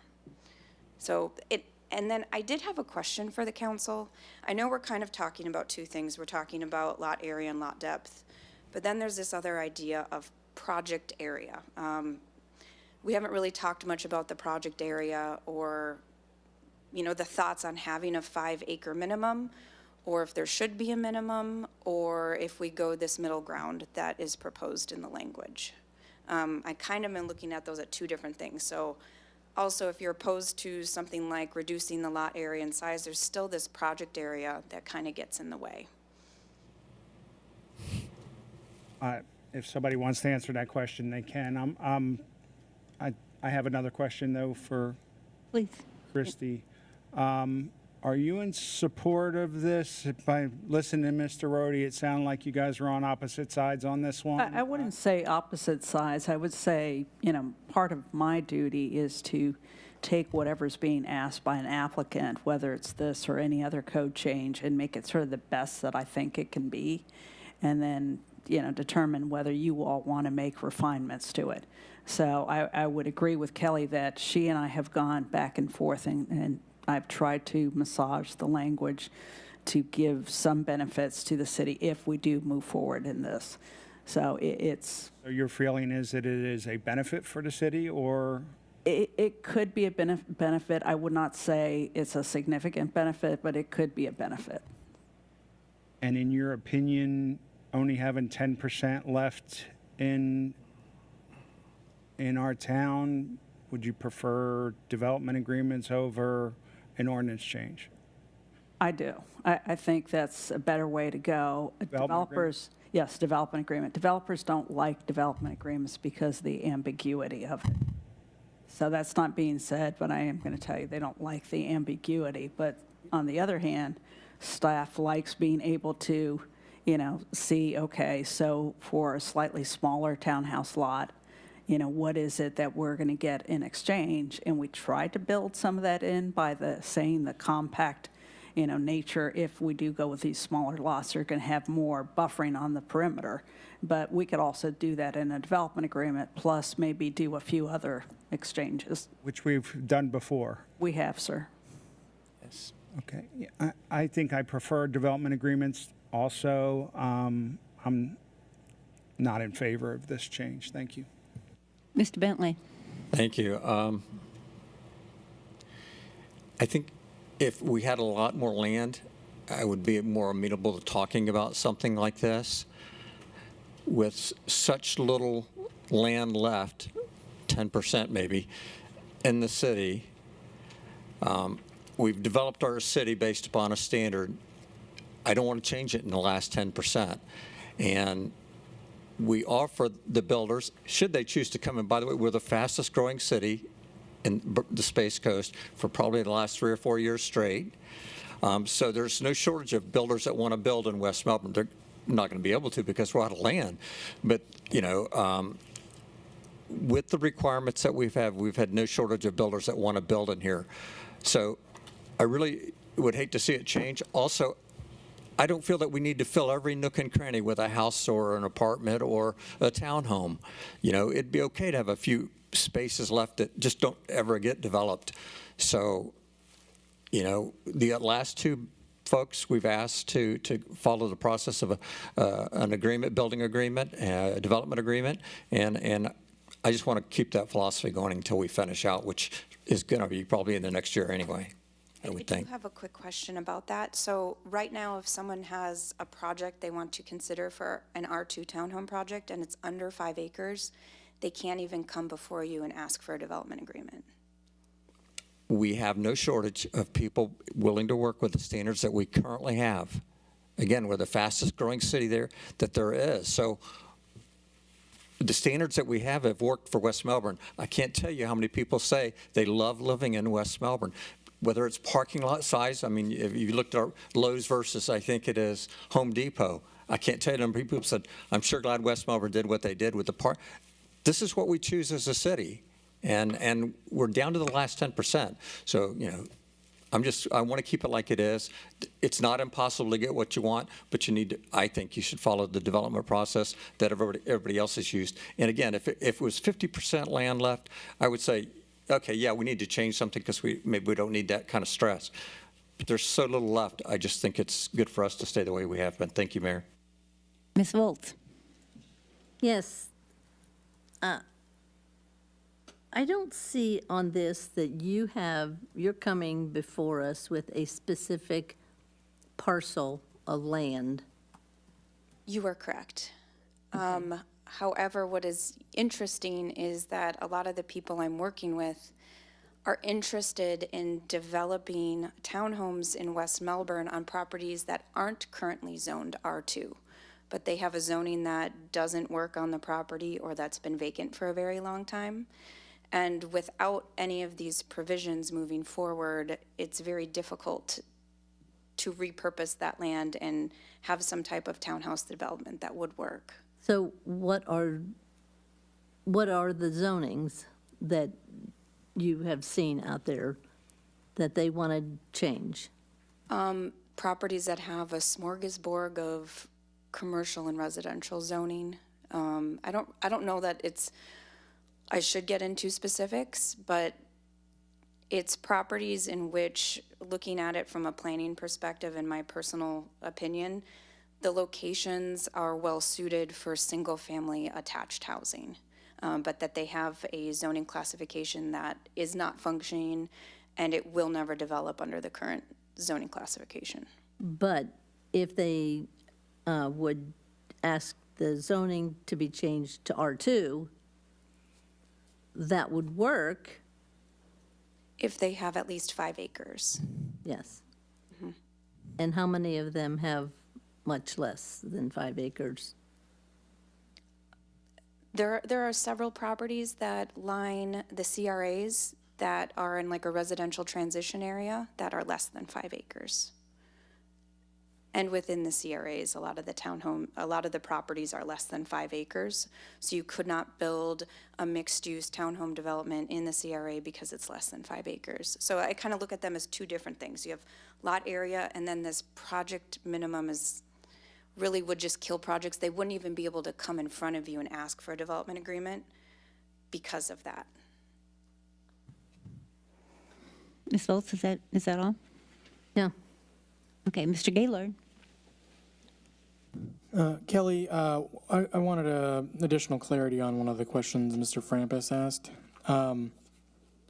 What is do you have in mind, like, an estimated savings that are going to be passed on to like residential consumers? Because you're framing, the way that you framed this when you were proposing it to council was, you know, affordability of housing, right? And you mentioned that when you came up here, you're stuck in a property yourself, and that's kind of how you were framing it to council. Have you done any analysis to determine like what the, you know, let's say, estimated average, you know, savings to a potential residential consumer might be? That is not my area of expertise. I don't know. Okay. And Christy, one question for you. What's the context for the 5-acre restriction? Like, what do you know why the history of like why the city ended up? Okay. Yes, because I was here when we created it. Okay.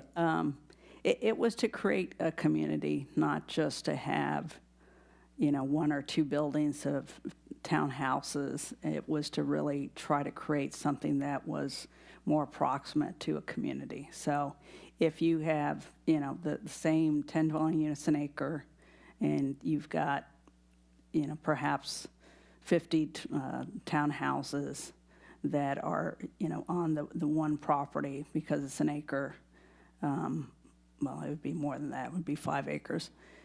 So 5 times 10, 50, that creates more of a community than if you just had, you know, half an acre or an acre. And I respect that other communities may want that. It just seemed that for our city, you know, I'm tasked with sort of looking at the current and the future. And I know there's been a lot of discussion about, you know, we're almost built out and whatnot. And I don't discount that what Kelly's saying is true. We are going to redevelopment. I just question how quickly.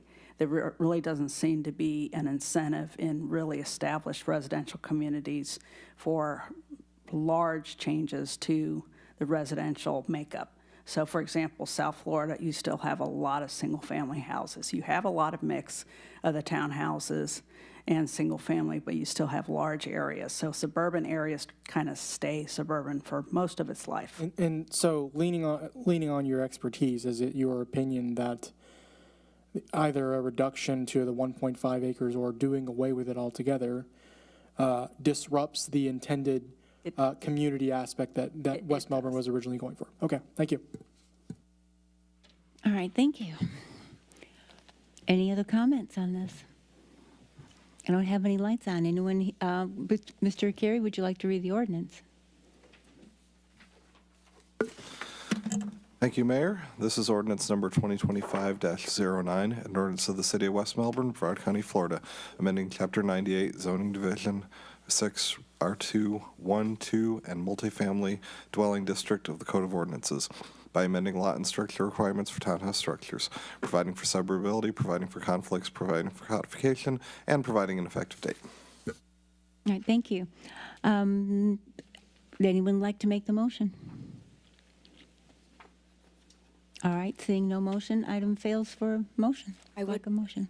If there's anything that we can consider, something that would be supportive of it, because you have to keep in mind that right now it's easier to develop multifamily apartments in R2 than it is townhomes. There's more restrictions against townhomes than apartments. So if any of that, if anyone supports any of it, is there something we can move forward with, or if we can make changes, or if we need to table it? Mr. Gaylord. And is your opinion the reason that it's easier to develop apartments comparative to townhomes because of the, I'll say, motion that we just failed to pass? No, right now if you want to develop apartments in R2 zoning, you know exactly what the standards are, and you can submit a site plan today and get it approved. But with a townhome, there's several layers of restrictions that don't apply to apartments.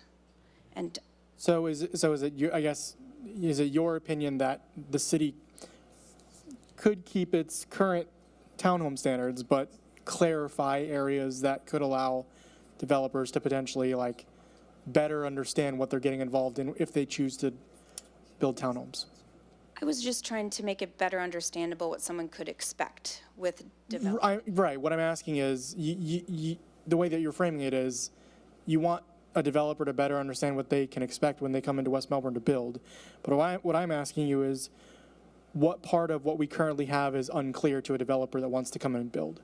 Right now, it's clear. There is some ambiguous project enhancements that are required that leave room for interpretation. Okay. But I'm trying to increase flexibility. And I hear that council would rather someone go in the direction of a development agreement. But that also comes with a whole lot of baggage along with it. It's several applications in a long period of time. I don't know how to rectify that and get the benefits for everyone together at the same time. It sounds, I mean, I really can't tell which direction people are headed. Project area, I would still, if there's support on that, to reduce it down to the 1.5 acres with the stipulations. That gives some wiggle room for projects. Okay, thank you. I can come back with development agreements with things, but. Thank you. Yep. All right, thank you. I'm sorry, Mr. Frampus. Kelly, I'll just tell you this, that I don't have a problem with townhouses, and I would be willing to go to Mr. Rhodey and talk to Christie and discuss options, but at this time, I think it's just going to die on the vine here, it seems like, so, Would I will talk benefit to it them. to table to the future so it doesn't get denied? It's already been denied. It's already done, so. You haven't voted. There's no motion to vote on. You are required by Florida statutes to vote on every item that comes before you. We don't have a motion or a second to vote on. But you're required to make a motion. But in absence of a Carey? denial, if we could continue to work on it, I'd be happy to kick the can down the road. I'm not sure that rule applies to legislative matters. I'd have to, have a discussion about that. We don't need to discuss For quasi-judicial matters, it does, but. If it needs a motion, I'm going to make a motion we deny it. I'm not going to play that game. I was just going to say. Yeah, if you want to clarify, you could either move to withdraw the application so that it could be reconsidered in the future, or you could motion to deny it. This request. Or if you want to withdraw it. No. No, the motion is to deny. So all I need is a second. Okay, is there, Mr. Frampus? I'll second. That's All those in favor of denying the item, please signify by saying aye. Aye. Those opposed? Motion carries 6-1. Item is denied. Unfortunately, we don't like being pressured into things either, so. You don't come in and tell us that what we just voted isn't legal. No, I was saying in the absence, okay, no, I'm not arguing with it. I'm sorry you feel that way, but thank you, everyone. Thank I you, appreciate Kelly. it. All right, next Mayor, can we take a 5-minute? Yes, we can take a 5 minutes break, yes.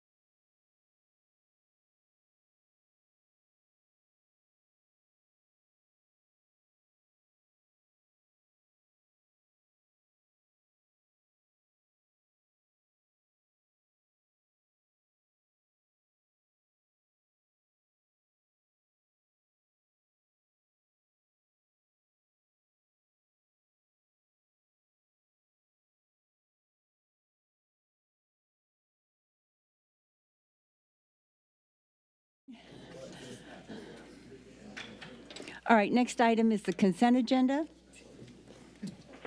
Mr. Frampus? Make a motion, we approve the consent agenda. All right. Second. Ms. McGuire? Sorry. All right, thank you. All those in favor of approving the consent agenda, please signify by saying aye. Aye. Those opposed, say nay. Consent agenda passes 7-0. Thank you very much. All right, next item. Space Coast Town Center, East Tract.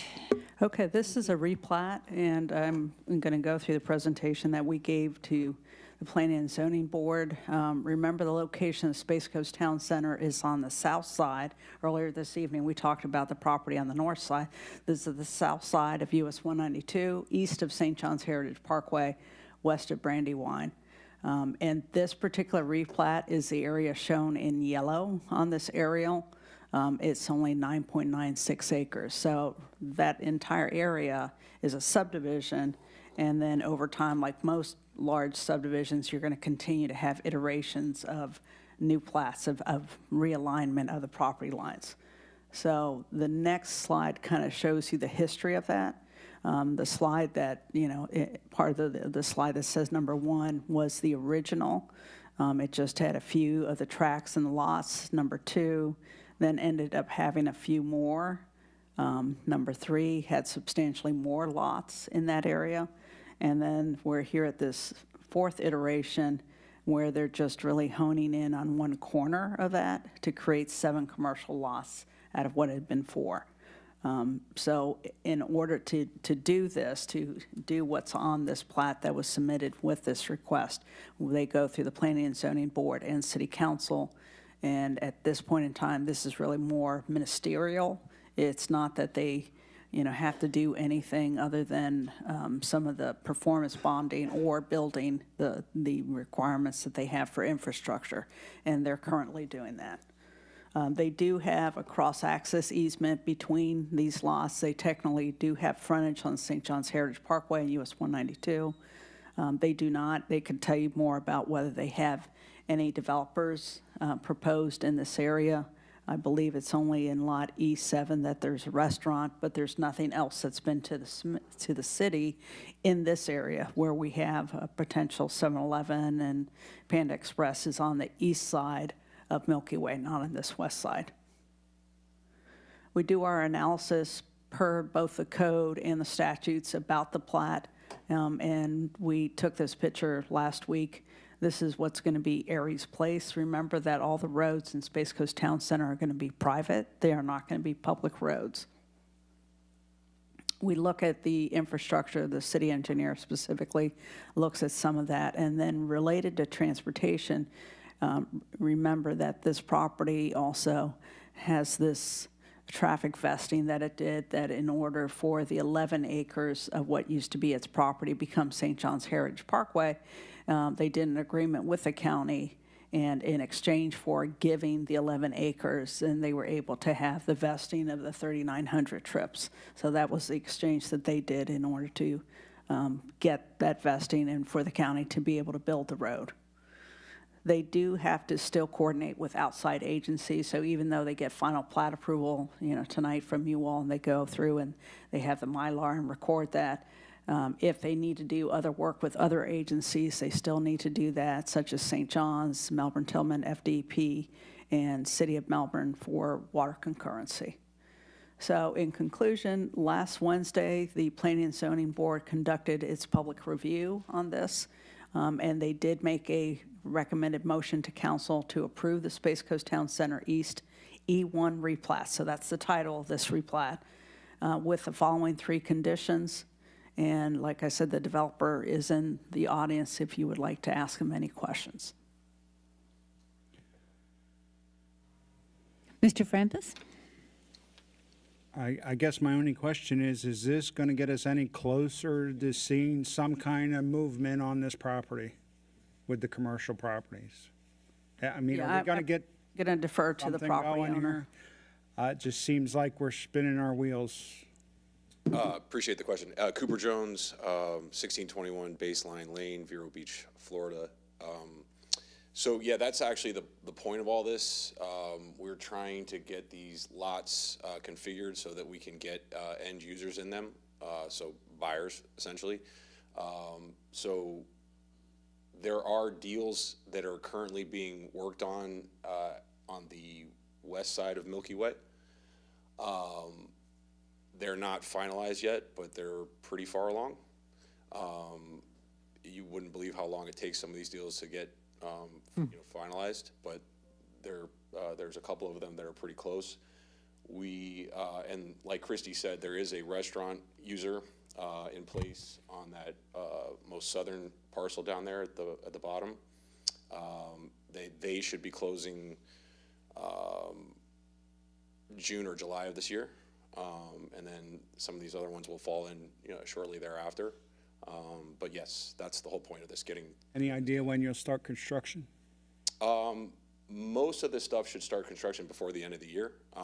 In fact, the restaurant that's down there at the southern end should start construction probably towards the end of the summer. Because it seems like we're going to approve some commercial property across the street from you, and you might miss the boat if you don't start moving somewhere along the line here. Thank you. Do we have to read anything before I make a motion? There's nothing to read. Please make the motion. Nothing. I'll make a motion that we approve the final plat for Space Coast Town Center East Track E1 replat with the following conditions of the 3 written. Thank you, Mr. Gaylord. I'll second with a comment. All right, thank you. Make your comment.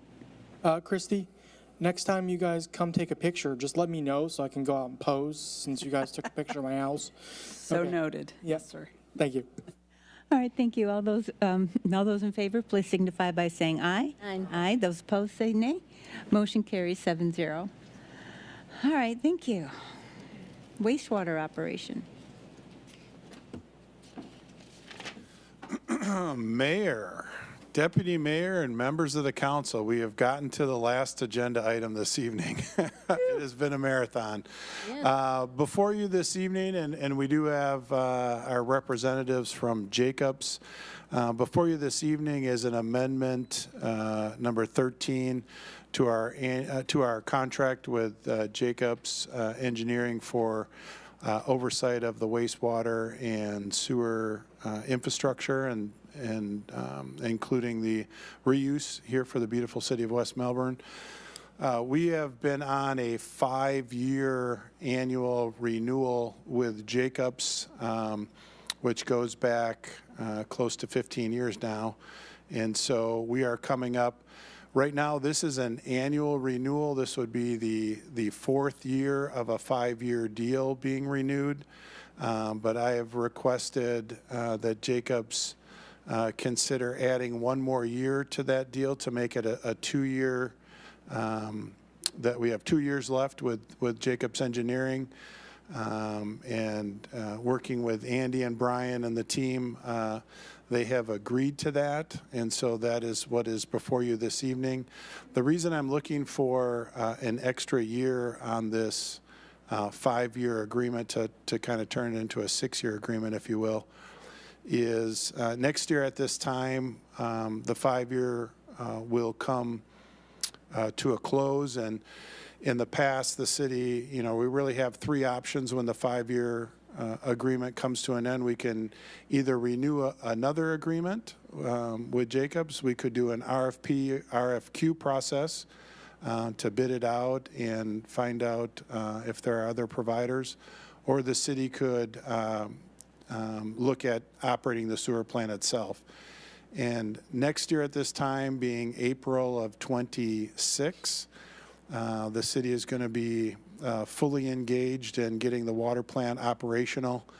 And so I was just looking for 1-year extension so that we could look at this for April of 27th and give my staff and myself the time to adequately review all the options and be able to provide a recommendation to this body. And so that's why this agreement, that's why this item is in front of the City Council this evening. But we are in the 4th year here of the renewal, and the renewal price has been baked into the agreement, and it's based on a based on a consumer index price factor, which adjusts the price, which which is in line with previous years. So asking for an approval of this agreement. All right, thank you. Mr. Frampus? So the 5.3 million you talk about in the impact, that's for 2 years? 5.3 million? He wishes. As the adopted 2024-25 operating sewer fund budget. That's the entire sewer budget. Just to get, we put that in there to give you kind of a reference to what the entire sewer operating budget is.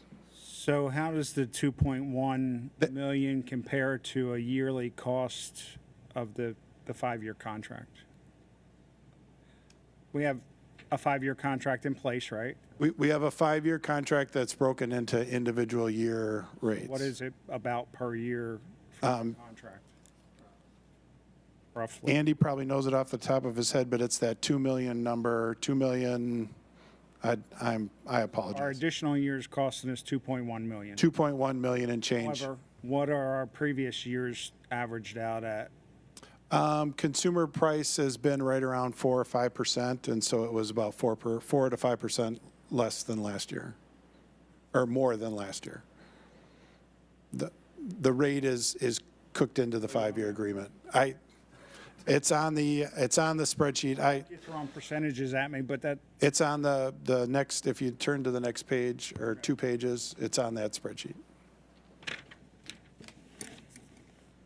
Sorry, now my computer finally woke up. So in 24-25, it was 1,987,000 and change, and in 20. Talk about the last year. Yep, $1,987,048 was last year's.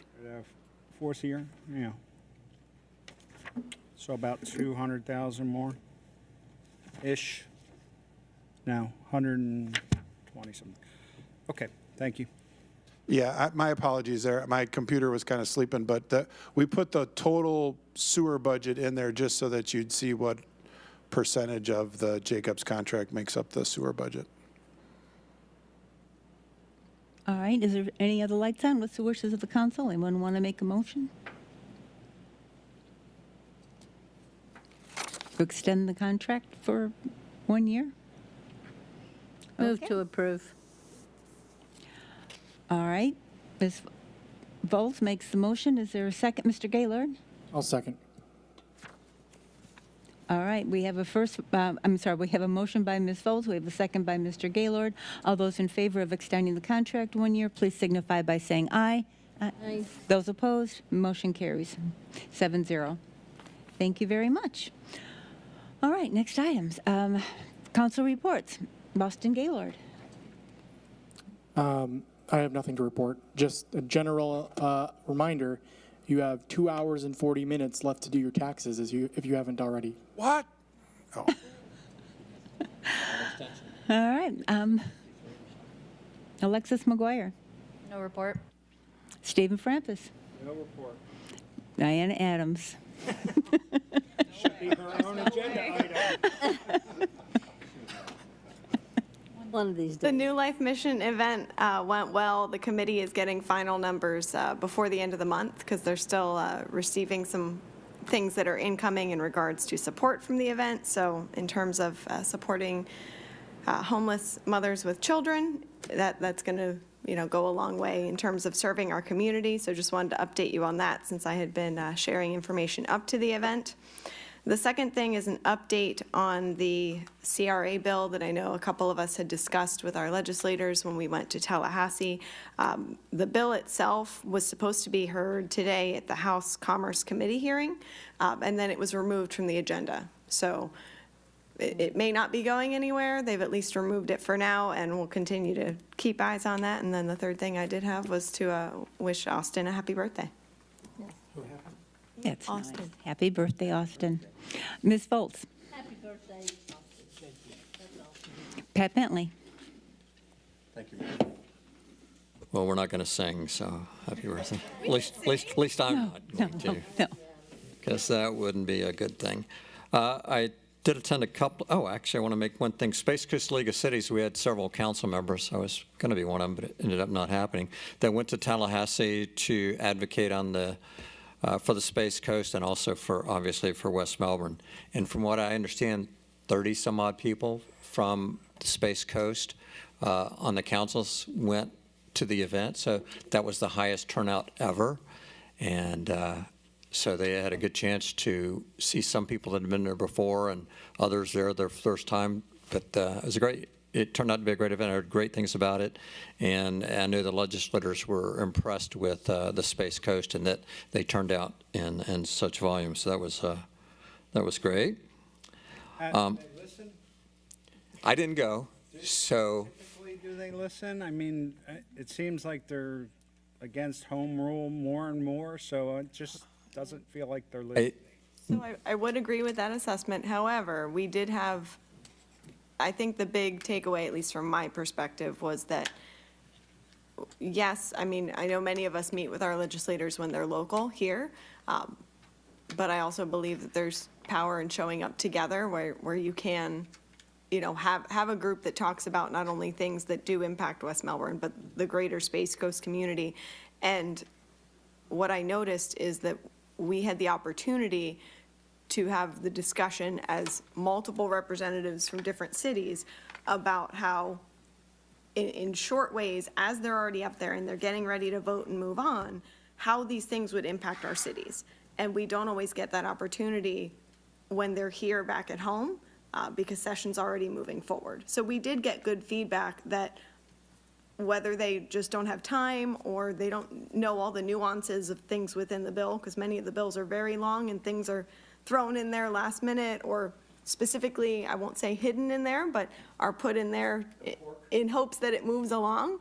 And so we were able to bring to light a lot of things that we got feedback from the legislators of, oh, I didn't know that was in there, or I didn't realize how it would affect your city individually or smaller cities. And so I think that was specific value, at least from my perspective. yeah, I agree with Diane. That was the takeaway. I mean, you talk about home rule and them making oftentimes from what they've said, in fact, I've talked to some of the legislators, they didn't understand the impact of what they were going to vote on that day almost to the cities because no one's ever told them. No one shares that with them.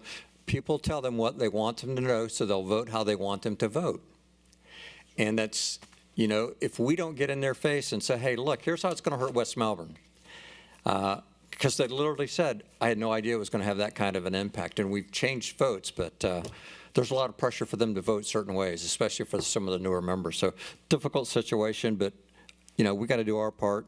And the Space Coast League of Cities, I think, is really standing up and asking members to get involved and to engage. And they basically have almost daily, but certainly weekly Zoom calls that you can get on and attend, and you hear all the different stuff going on and the different views, but you do have a chance to get on there and share your views and talk about the impacts. And so even if you can't take the time to go to Tallahassee, talking to these folks on Zoom is just almost as effective. I mean, you may not get as much one-on-one time. Certainly you don't get any one-on-one time, but they do get to hear your impact and your views. Home rule is always going to be an issue and continues to be, so I won't tell you no. I also went to the grand opening at the Hyatt over at the airport. It's a nice little event. And just make a reminder, we do have the Spring Hill Suites grand opening this week. So if you can attend, great. Thank you, Mayor. All right, thank you. And I'm next, and I have no report as well, and we are up to management reports. It's been a long meeting, so I'll make this very brief. Very proud of the team at West Melbourne for the boil notice on Friday. Not exactly, we did not have that scheduled in the calendar for a boil notice to come in. Very appreciative to Jenny Lamb, the city manager in West Melbourne, or in Melbourne. Thought she did a really good job communicating with us. I'm sure with the other communities they serve, which was very appreciative. But big shout out to the team for getting the word out. I think we got it out on every platform we had, and so unfortunately a lot of people got it multiple times, but public safety, that kind of issue, you err on the side of getting the word out. And luckily by Saturday afternoon we were able to get that lifted, and hopefully not too horrible of an impact to the community. But it's always a tough situation when you have to do a system-wide boil notice. Friday is the council workshop. Ribbon cutting, we are planning for April 30th for the water plant. So if you can attend, that would be great. And then our annual volunteer event is coming up May 22nd. Hopefully everyone can attend that. We are going to be making a push for volunteers for some of our committees. As some of you may know, but just want to inform the council as a whole, Jim Liesenfeld has put in his resignation on P&Z. He is going to be acting county manager, and so there's a conflict there, and so he's going to have to stand down. And then I'm sorry, what happened? He's going to be the interim county manager. So the other one retired? Frank did? Abate put in his retirement. Wow. And then Sandy Mickelson put in her retirement or resignation for our code enforcement board. You can reject that resignation. I believe they voted to do that, but she stuck with it. And so we'll be making we'll be honoring them at the annual volunteer dinner, but we'll be making another push. And so if anybody knows of community members that are interested in serving on the boards, May 22nd? The evening of May 22nd. And that is all I have to report. Thank you, Mr. Carey. Nothing tonight, Mayor. Thank you. All right, thank you. Anything else? Anything else for the good of the Well, I would say to our attorney, if you could find out what that lady was talking about and let us know that we have to make a decision. You already know. Yeah, I mean, I can certainly follow up with her, but I think she was confusing her application for a legislative change with a quasi-judicial application, which this was not. So I don't think that what she cited was true, but I'll follow up and make sure that. So we didn't really have to vote on it. No, because this was a legislative matter. Okay. So they don't have the same rights as they do with quasi-judicial. We voted and Yeah. Right. We are adjourned. Thank you.